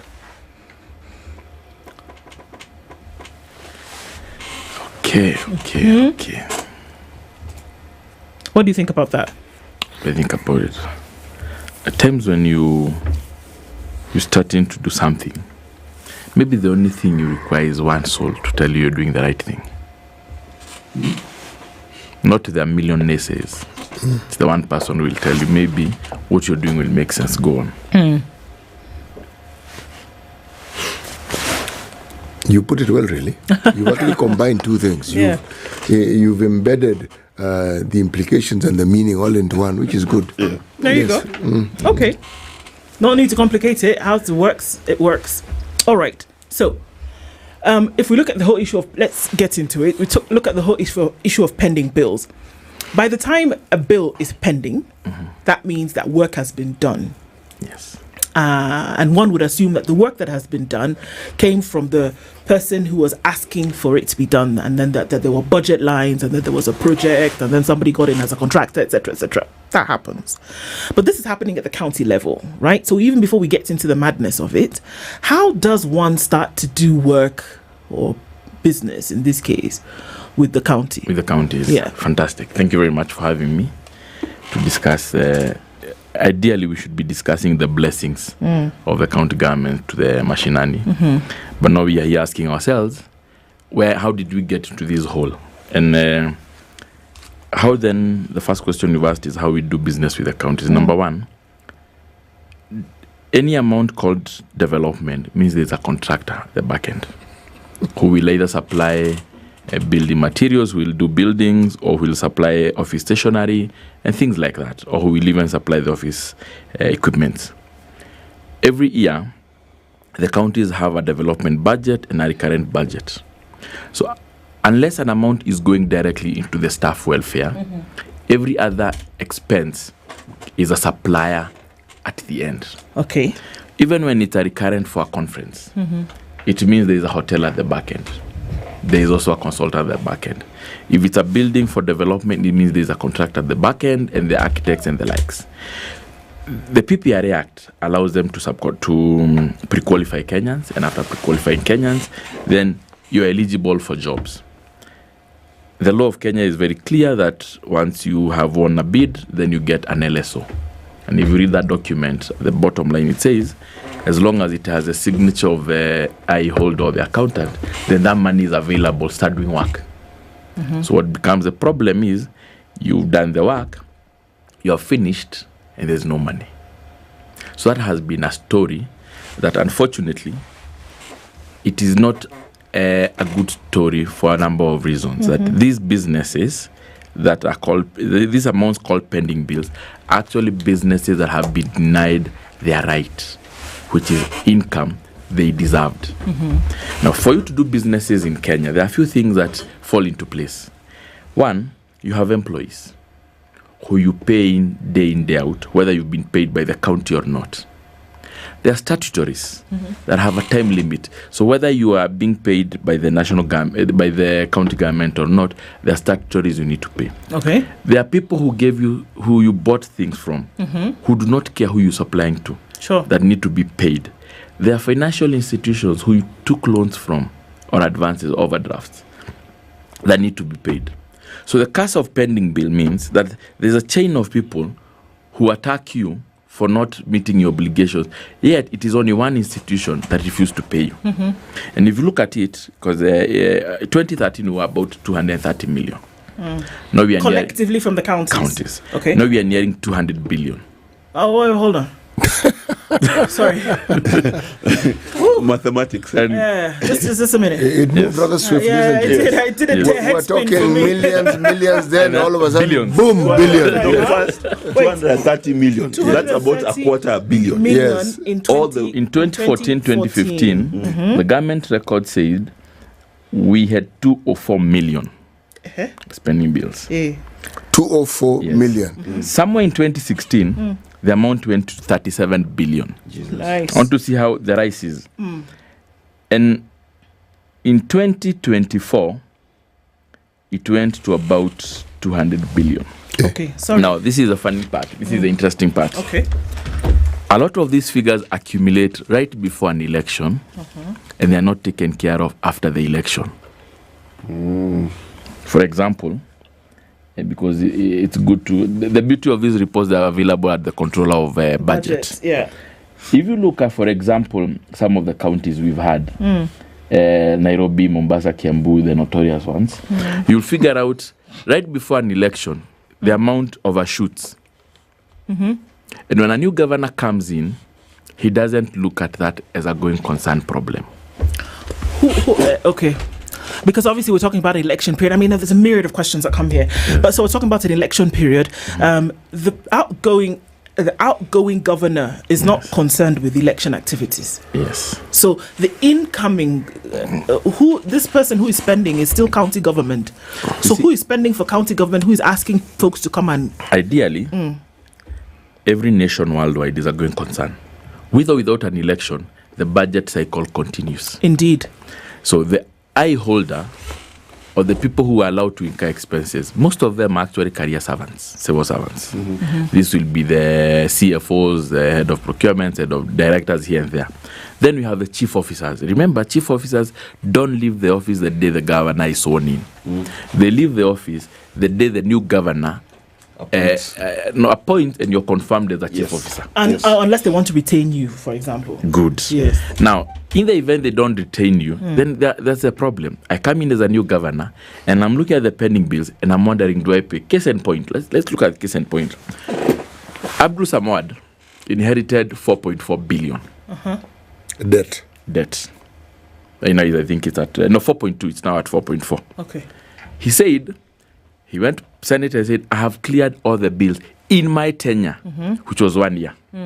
So the question the senators should have asked the good governor from Mombasa is, what happened to the 4 billion that were incurred by Joho? No one asked, no one dared. But the media was happy. He cleared the 1 year, which is 2022-2023 financial year. No one asked, between 2013 and 2022, what happened to those suppliers? Okay. Can we? Sorry, I just want to ask a genealogy question. A genealogy question. Yeah. So we can say, because this thing, the debt has a father, grandmother, all of this is happening. But if we look at how this debt occurs, I would assume that because you guys now are versed in the intricacies of how it happens at county level, right? Because you're suppliers, and usually these contracts are done with you. So let's say Ndu, what does Ndu do? Okay, Ndu cooks, right? Yes. Ndu's a caterer, and so for the events for the county, I'm on their list of suppliers, so I'm gonna call me, right? Yes. So there is a need. One. Yes, there's a need. Okay, there's a need for this job to be done. Yes. There is also a budget line. Yes, there's a budget. And maybe on the initial, because they do their CIDPs, they do all of these things, and they clear their budget plans at the beginning of the year. Yes. Right? Okay. So they know that there will be miscellaneous, or there will be whatever. There will be events and programs for county. And so this falls into that budget. And they say, okay, let's give 500 million, whatever. Yes. Right? So there's a budget that's been allocated. There's a line for it. Yes. So they come and they say, calls for caterer for events of 2025, for example, isn't it? And they already know what these are going to be, one would hope. Correct. If something pops up in the middle, then they say, okay, fine, we'll deal with it, isn't it? But usually they know ahead of time this is what's going to happen. Maybe catering is not a good idea. Okay, so road. Right, want to build a road, right? So you know that it is there, and you know this how much it's going to cost. You ask for quotations, and those are brought. So you create even if you didn't have an existent one, you create a budget line for this thing, and that there is funding that is allocated to this budget line. Abi? Yes. Please stop me if I So what go happens? wrong. So You're correct at that point. okay, then you tell me, Ndu, go ahead and start building the road. Yes. Isn't it? You knowing they will pay. Maybe they don't do this whole thing of 50% deposit, whatever. So I know that I'm going to get paid. I go to the bank And take a loan. and I say, here is the documentation, signed, sealed, delivered, stamped, and I get the funds and I go along my merry way and I build the road. Right? Yes. It is complete. They come, they do their inspection, whatever, signed off on, go. Then they say within 45, 90, 180 days, we will pay you. See, those are the numbers that they normally give. Yes. We will pay you for the work that you have done. Maybe they gave you some money before, now they will say we are going to complete. Right? Yes. Then? So there's one problem. Why should that bill now? Because I remember I started from, there is a budget line and there are funds available for this development because you sat and you went to Naivasha in some swanky hotel or whatever you did and you planned this thing. So why should that bill be pending? Two things. One, governments all over rely on documents. So the tender you got was an LPU signed by the right authorized persons. Yes. Committing that one, we own the project. Second, we have the money for the project. And thirdly, the money is available in this vote head. When you're done with the project, ordinarily, a normal invoice is honored within 90 days. Okay. Assuming government bureaucracies and the likes. After 90 days, that amount is not honored. So that is scenario one. So in that case, you now start the journey of to and fro with the counties where they don't pay. For example, a case of a young man who won a furniture for 5.8 million. Yeah. And he took a loan and took his car, gave it out, and he was going to supply a county in Nyanza. And it was 5.8. Delivered very good chairs, and that was early September, November. No, the call was in November, so it was somewhere in August. Then he started the journey of back and forth with the county. As of November, he was told the voter doesn't have money. The who? The vote head. Where the money is now. This is where the problem is. We still don't have a system of personal responsibility where I can sign as many LSOs because I don't care. After all, in 5 years, I'll retire. And the next guy who comes to that office bears a problem. So the signature I sign when I'm in the office is as useless as anyone else because immediately I leave that office, one, no government officer in Kenya has ever been held liable for the pending bills they ensured existed when they were there in the office. None. You don't do none.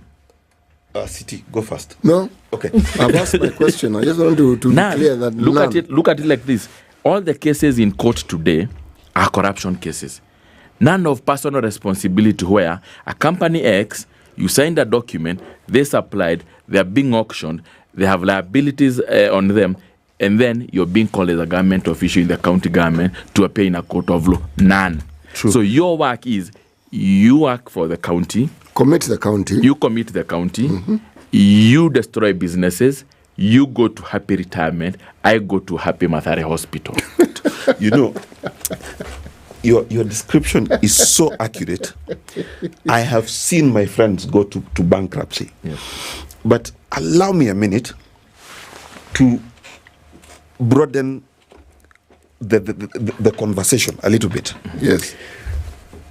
If Kenya's budget is 3 trillion and our GDP is between 10, 11, 12 trillion, it means that government spending is nearly 30% of our economy. Yes. Okay?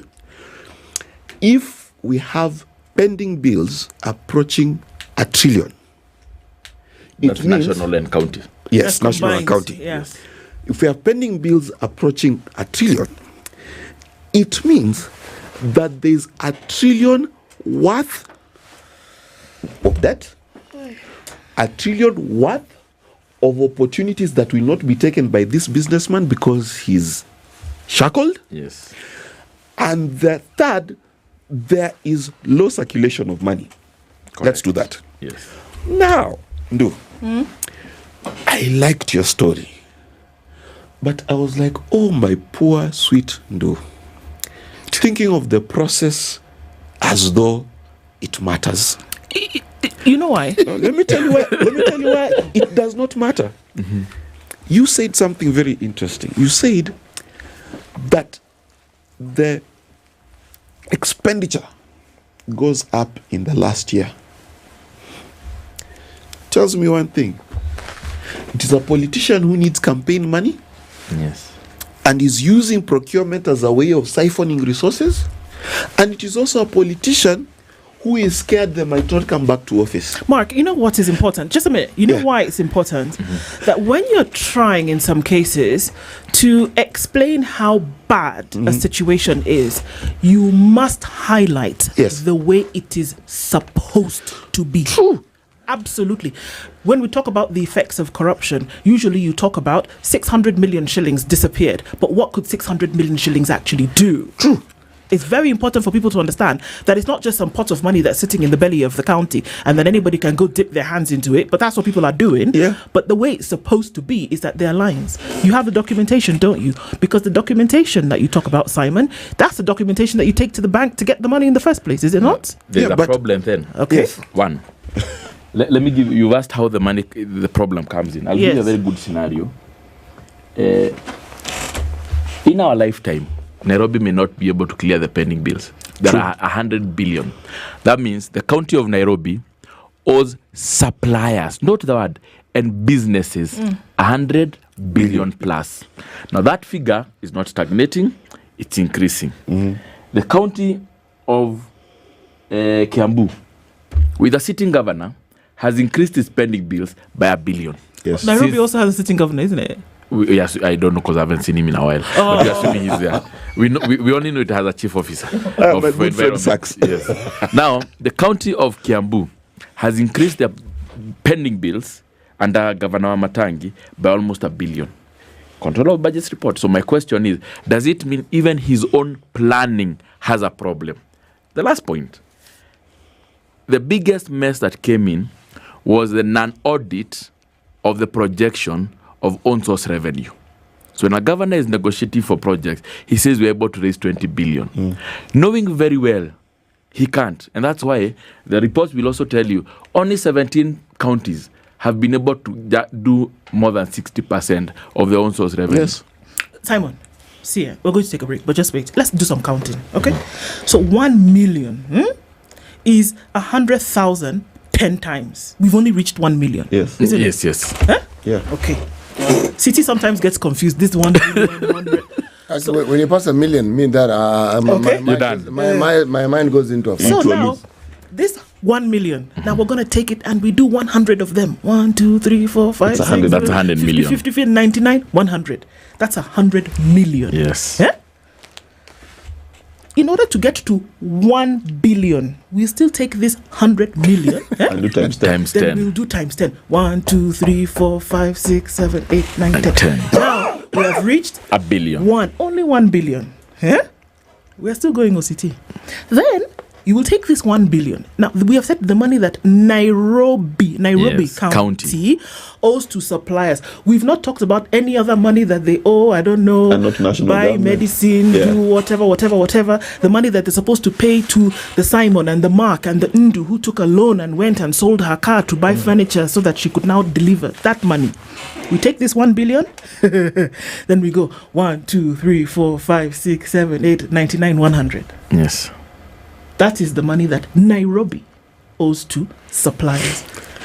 Are you seeing now the math and how it's already making your brain do kokoko? Are you understanding? Let me give That's you a best. the kind of money that we are talking about in one county. That basically means example, that means if we were to all, our members were to all go to court, we basically would say Nairobi County is bankrupt. True. Because how much money Because does Nairobi one, County collect? let's assume they even collect 30 billion. And they have expenses of 10 billion running the county. That means they can only pay your money after 5 years, religiously paying 20 billion a year. And not doing anything else. Yes, so from a corporate sense, isn't that a bankrupted county? You know, since you struggle with math, a billionaire once told me. Yeah, I don't struggle with math. No, it's just it's the figures. It's addition. Yeah, so let me tell you. If you make 1 million shillings every day for 365 days, you're still not a billionaire. Let's take a break. Because my head is paining me. And I don't like my head to be paining me at this hour because, my goodness. And if we're saying that's the kind of money that's owed to Kenyans, it's no wonder, like you said, Simon, that people are ending up in hospital. What are they supposed to do? And we're going to look at ways in which probably one would hope that this can actually be dealt with. And really, what is the problem here? And why is it so bad? And like you said, in a lifetime, are we ever going to be able to get out of this particular issue? We're looking at the pending bills menace, and hopefully, as we get into it, maybe some more issues. Simon Gishuki, who is the Secretary General of the Association of Public Sector General Suppliers, can tell us, okay, these are the issues that people are facing and how they need to be dealt with. It's 27 minutes to 10 o'clock. We'll be back after this.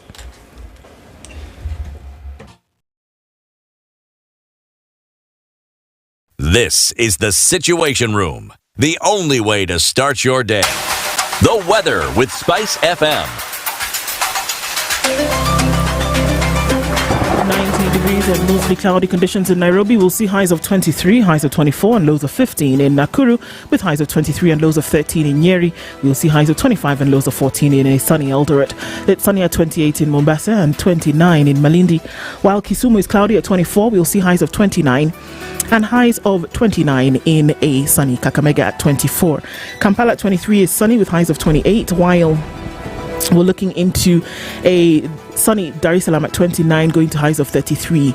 Johannesburg at 20 is sunny with highs of 29, while Mogadishu at 29 is sunny with highs of 31. 18 and sunny in Addis Ababa with highs of 24, while Lagos is cloudy at 26. We'll see highs of 34 as well. We're looking into a sunny Kinshasa at 23 with highs of 32. Beijing is sunny at 1 degree, highs of 2, and cloudy at 7 in Paris with highs of 10. London raining at 9 degrees with highs of 10, and New York is partly cloudy with highs of 3 and lows of 0.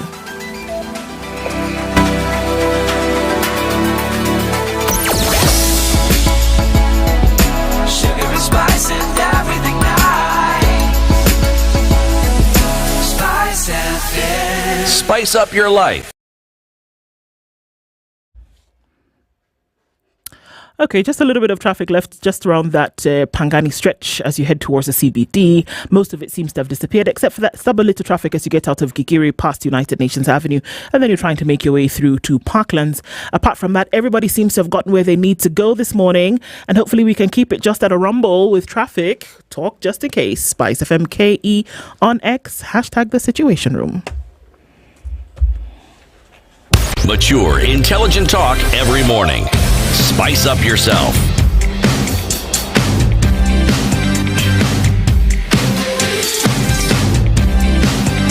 Mornings done right. 94.4 Spice FM, Nairobi. Association of Public Sector General Suppliers, and we're looking at the curse of doing business machinani. Those numbers. For those of you who make 1 million shillings a day, and Mark has told us that if you make 1 million shillings 365 days a year, you still will not be a billionaire. You don't have 1 billion shillings. Yes. You still don't have 1 billion. And Nairobi is owing 100 billion shillings to suppliers. And so this is the story around the counties. I'm curious, Simon, because I mean, far be it from me to imagine that folks who are owed this money sit in their houses and say, oh, by the grace of God, the county will pay us. No. I imagine that these folks are knocking on the county doors and saying, hey, where's my money? If you said it was 45 days, 90 days, whatever the case may be, I believe that by the time we have that bill pending, it has surpassed the days or the window for payment. When you knock on the door, what are you told?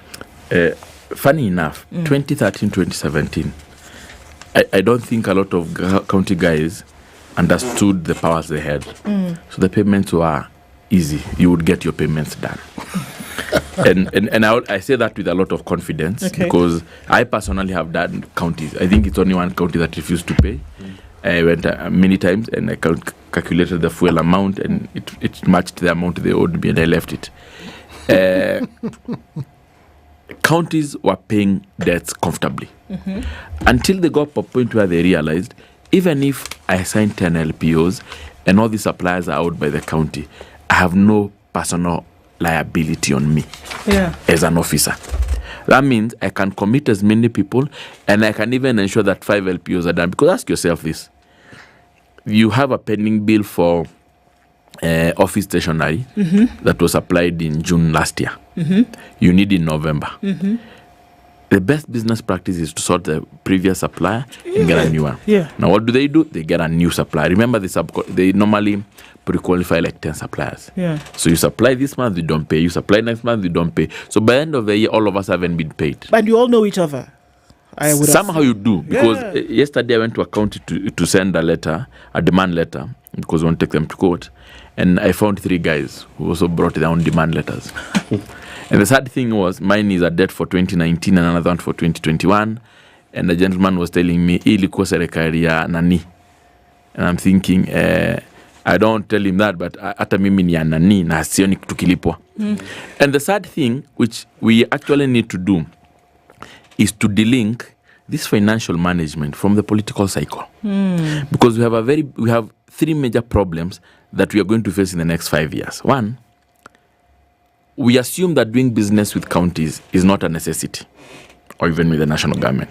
But who is the biggest buyer of our country today? The biggest buyer is government. Mashinani, we can't say we are devolving Mashinani funds, and yet when we devolve money for the people Mashinani to supply county government, we aren't paying them. So it means I want to go back to my home in Migori, supply Migori county government, but there's a chance that 90% won't be paid. And the sad reality, if you look at the way the pending bills are increasing, it means that 30% is what we get to pay as counties. 70% is never paid. It is pushed to the next financial year. And do you know what we do to cover it up? We increase the own source revenue so that we can also be given a chance to do more development, which will also end up being another accumulated debt. And the person doing that never gets charged. You go to retirement having served the county distinctively, killing businesses, and I go home to sob every day. And we will meet with you when you're retired, and you'll be telling me, na utalipwa tu. But when you are there, and the sad thing is, no law can take a charge of you, and no one can ever charge you for anything. So what we're asking ourselves right now is, how do we do a law where, should you sign any government document, the first liability should be you? Because we are blaming these governors who came into office. But I ask myself, yes, Sakaja, he comes in and finds 70 billion. He promised his guys some development stuff, which is also into billions. So does he take care of these debts that were left with Sonko and the crew, or does he start his own now line? And that's what they're doing.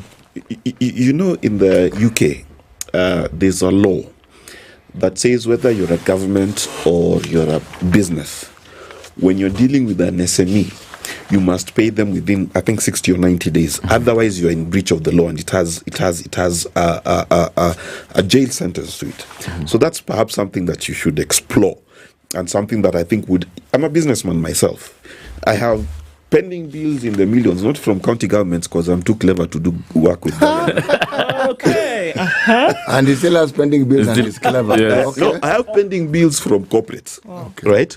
Now, my question is, we hear stories that for you to be paid your pending bill after you've waited 6 months, 6 years, you still have to give a small cut of it to the person paying you. Who says it's small?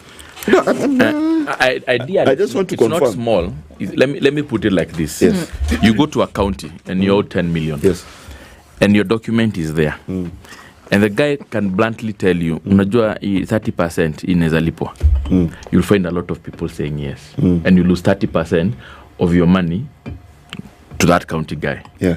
And the sad thing is, you can do nothing about that payment, because the payment processes in Kenya are not streamlined. They are still humanized. Meaning, if Ndu is not in today, then the analipanga, forget. Yes. Kuja next week and do akiwa kwa office. Let me ask you, this person who you're going to pay this 30%, is it the person who's a signatory on your paperwork? In most cases, the signatory and the person paying you may not be the same person. But ikishafika stage ya mwisho, there is someone. Now that someone is the one who will look at them and see nani anaweza toka kitu ilipwe. That's why you find now the wheeler dealers are no longer government suppliers. They are the middlemen to ensure your payment comes out. Okay, so let me ask you They're something. the brokers. They're the brokers. So this road that I built, I'm waiting now to be paid. Yes. It's been 9 months and they keep telling me we'll pay. Or there's no money, we are gathering money, whatever the case may be. But if I now come to you, Simon, I'm sitting at your desk and I say, you know what?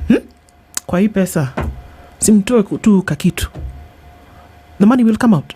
If the exchequer is there, you'll get paid. Yes. I don't know why we hide the fact that we are, in a language, we are irredeemably corrupt as a country. And counties are times 10. So you think national is 10%, counties are at 150. Wow. That means, let me give you a scenario. I have a county that I've chased and I sat down with the finance guy. And I knew they had gotten money yesterday. So he told me, you come. Drove all the way to the county. These are the documents. He looked at them. Akaniambia, hii nitalipa ili usipige kelele. Gani hiyo? Then I asked him why. Then he tells me, this one I'll pay, but don't say we don't pay. I said, it's okay, you pay me. 2 days I got my payment. If you say what or not say that. You see, now I'll make noise online. That's the problem with me. Then later on, the same people came and I supplied. Now this time, there were many supplies. Yes. Then elections came. Of course, normally what happens, and I don't know why it's an African problem, when a new office comes in, the first thing they do is reorganize the finance office. So even a working office is no longer working. Yes. So you find you have these bills and you can do nothing about it. It is not working for the person who has come in. Yes. He has an idea of how he wants it to work. No, and it's because it's not an idea of how he wants it to work. It's an idea of how he wants it to work so he can eat. Yes. You know, we need to understand what the objectives here are. Eh? And actually, most of the reason these spending bills exist is not for the projects. Yes. It is for people eating. And when we accept that it is the eating that is poisoning this thing, then we can get some direction. Do ask yourself, we have two governors. There was a governor from Muranga. Why was he in court? Because he got kickback. Yes. That means what? You supply, and for you to get your payment, just give me this percentage, either in terms of an asset or in terms of cash money. Same with the governor from Samburu. It was because, one, you supply, and because what you need to get paid, you give me a kickback. Comes to my company, ESCC follows, or the FRC guys, they follow. Now, the beauty is 90% of these county guys know that's the trend. So they do not care whether you have a valid LPO or a valid document. They keep saying we are going to audit. My question has always been, do you have one case where the county government went to court and proved that CT is claiming 10 million and is applied there? None. Because they know these are young men. I can give you scenarios of young men in Nyeri or in Meru, in Kisii, who supplied small things like even furniture, viti, ama unakuja kuleta tires, then you're told you wait. You get some point, even when you're buying newspapers today, nowadays we don't buy newspapers to read the front pages. We buy newspapers to see the cheaper houses being auctioned because you need to pay your loan. So when you deliver or when you supply these tires, are they in a store somewhere or they're being used, for example? No, they're in a store, they'll be used, and then because we owe you, we will now ask him to deliver Mark. Then Mark will deliver, and because the two of you now we owe you, we go now to the third guy. So that cycle is amazing because you end up being 10 businesses in one industry, all of you are owed by counties, and then normally businesses mnakopeshananga among yourselves. Now all of you are owed by counties. What do you do? Now the worst case scenario is that this curse of doing business machinani makes all of you hate counties because of a few individuals. If that process was streamlined, you would increase businesses, even KRA statutories would be sorted out. Because a lot of businesses are having issues with KRA, not because they don't want to pay, but because you owed by counties 40 million, you owe KRA 4 million. KRA has a monthly deadline. What the counties don't understand is that every time I do a supply and I give you an invoice, 16% of that money is government money. So that means an invoice of 40 million, I have about 5.6 million that I need to give KRA right now, which you're delaying. So even if I borrow, and that's why we have a lot of credit owning companies coming up, because you need quick cash. The bank will take time, but he owns a credit company. He will give me within a week, and I'm able to sort KRA. But what have I done? I've walked into a hole. Yeah. Now, for me to get out of that hole, his interest will eat almost 40% of the profit I made, assuming you pay me within a year. We are assuming. And you don't do. There's the corruption in county governments is very interesting. So some of these counties that have big cities, certain governors did not take cash. You know these city planning permissions when you want to build an apartment block? Governors will tell you, for you to get this permission, I need 2 apartments. True or false? True. There's a rot that is ailing county governments, and I'm so glad we're having this conversation, because at this point we need to start warning young people that the opportunity cost of doing business. Yeah, the 30% you must lose, the credit you must be able to handle for 2-3 years, and then the political connections you actually need to have to get paid. Forget paid, even to get the job in the first place. Actually, to get paid in counties looks like you're doing drugs. Yes. Because you need to know. you supply the county. Yeah. Then when you walk in, you're being told, Ongea na ule mse. Ongea na ule mse. So by the time you're done, you wonder, am I doing a drug business? Because it's supposed to be my document that get me paid. And now you don't get paid. And the sad thing is, we keep telling our young people, I included, be an entrepreneur. Yeah. This country does not have enough opportunities for all of us to be employed. It has enough opportunities for all of us to do business if we got paid. Okay. The CECs hold vital roles in the county. One would assume that the CEC position for finance would be vital here when we talk about pending bills. I'm curious as to what they say. And of course, this is coming from the side of the suppliers. But what do they say when we look at this? Because essentially, this is their role. The final say, to be honest, okay, politically you'll say the CC, the same way you say politically the Minister of Finance in Kenya. But from a practical point of view, the Chief Officer of Finance, CFO, and Head of Procurement, and another guy called Head of Budget.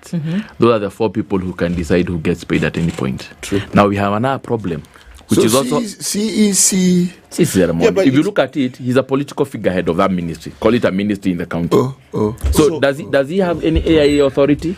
No. So it's the same thing with ministers, actually. Yes. Ministers are policy heads. Yes. The people who are in charge of fiscal is the PS. So in the same case in the counties, it's a chief officer. The same way with the county assemblies, you would blame the speaker for not getting paid because you supplied the county assembly.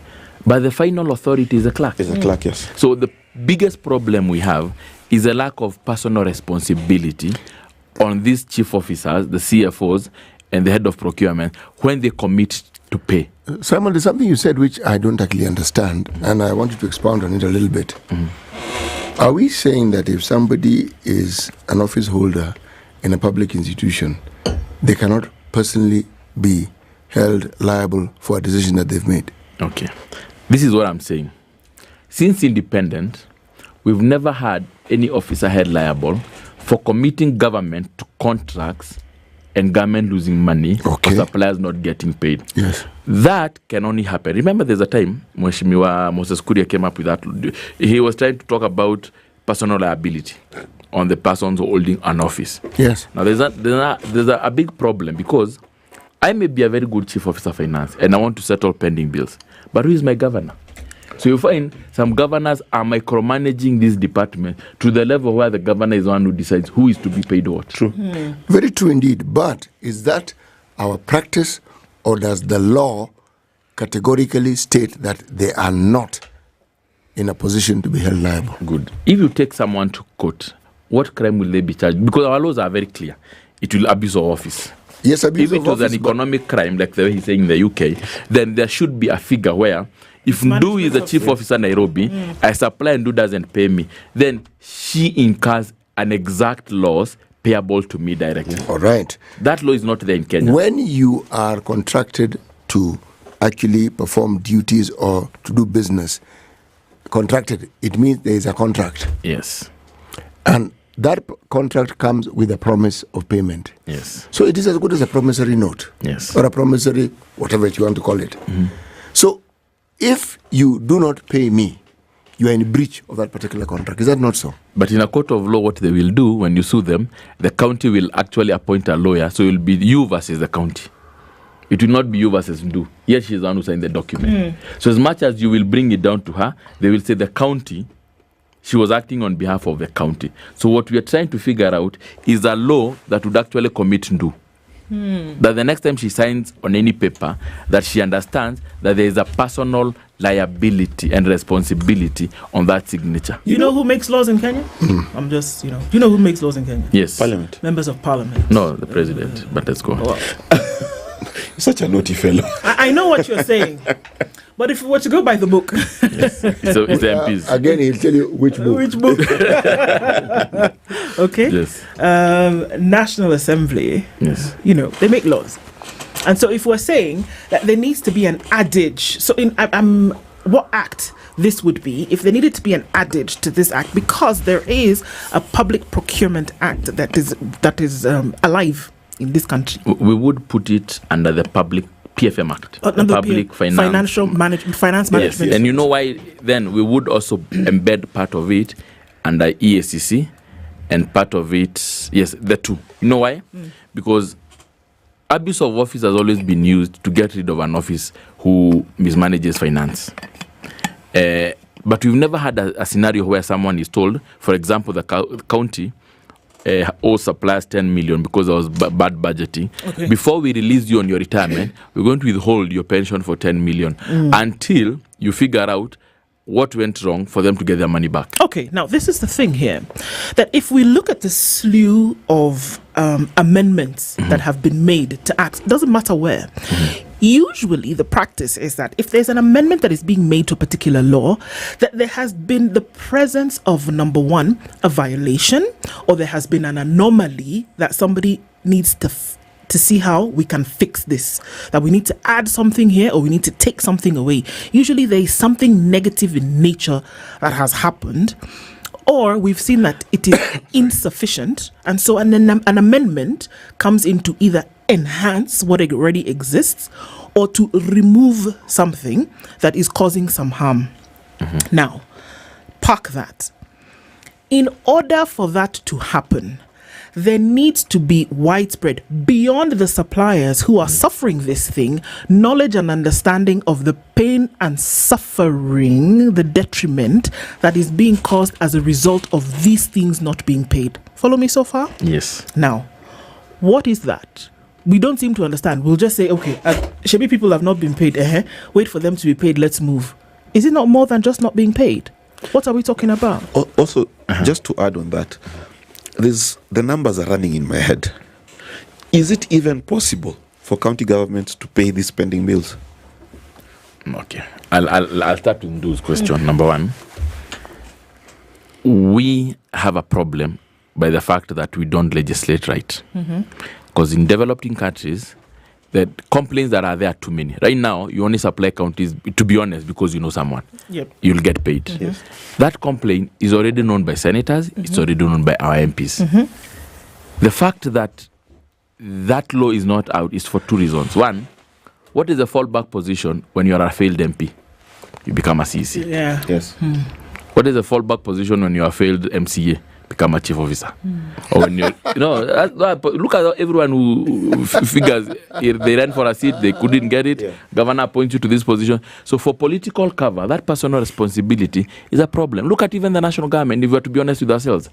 If you watched the Vampire Diaries when it was being done about stadiums, you can technically tell those are economic crimes that people are supposed to be held liable for signing certificates for people who got paid for stadiums and roads that are non-existent. Yeah.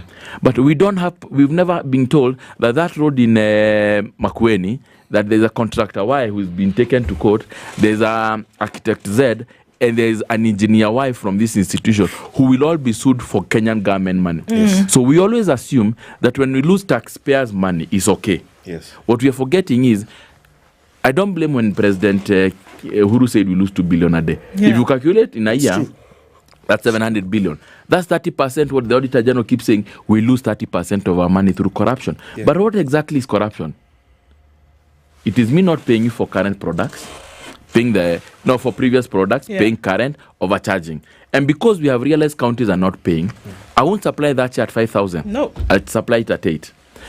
The question was on will we ever pay counties? Now it seems like a colossal. It's 200 billion. Let's look at maths. How much do counties get from the national government? Let's say $500 billion. Yeah. Or $500 billion. Yeah. That's 500. Collective. Yes. The counties owe 200 billion. Yes. Ideally, counties like Moranga have tried. They have halved the pending bills. Yes. But because you're an intentional governor. Yeah. These others, to be honest, 2026 is coming in. So the governor's last time for him to work ethically is this year. 2025, 2026. Yes. The next budget he's doing next year is for himself. Is to accumulate the next pending bills. Yes. Oh. Because one, he won't pay. You know why? You're a second-time governor. You're leaving. Yes. You most likely want to become a senator. You don't care whether a supply gets paid or not. Yes. Most of the chief officers who work for second-term governor are also looking for political seats. So his pending bill, one of their problems. So next year we are going to have a shoot again of the pending bill, and because we have no personal liability on all these people, we are killing businesses every day. We are killing enterprises. Even big institutions are suffering. Yes. The day before yesterday, Sunday, I was somewhere in Naivasha, and I met a lady who is owed by a county, and she told me, if 14 million, ataka unajua governor anaweza taka tu anipe to 8. Because my cost was 6 million. So if the guy gives me 8, it's okay, he can keep the 6. Because you've had this debt for 3 years, and now you're figuring out, yes. And the sad thing, the social fabric we keep pushing is that city can work for county. So you go back to, let's say, let's assume you come from Kisii.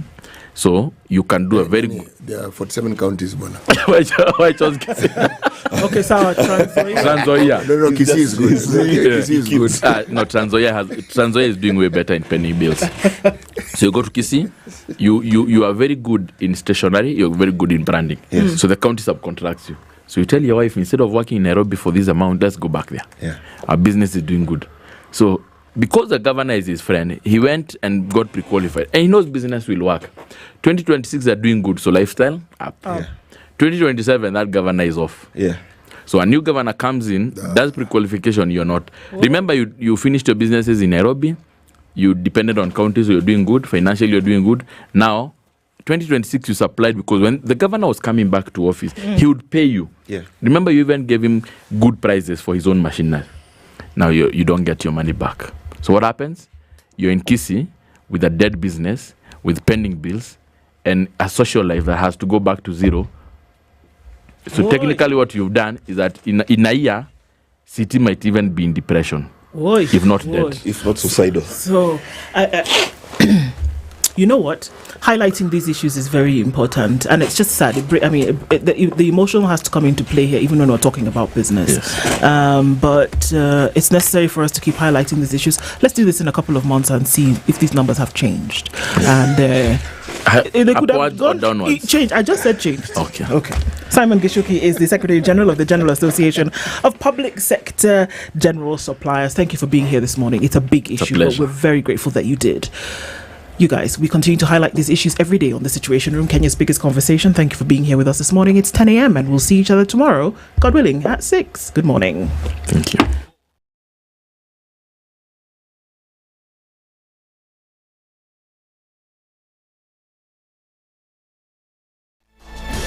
Good morning. This is the News Wire. I'm Leah Obaga. The National Assembly's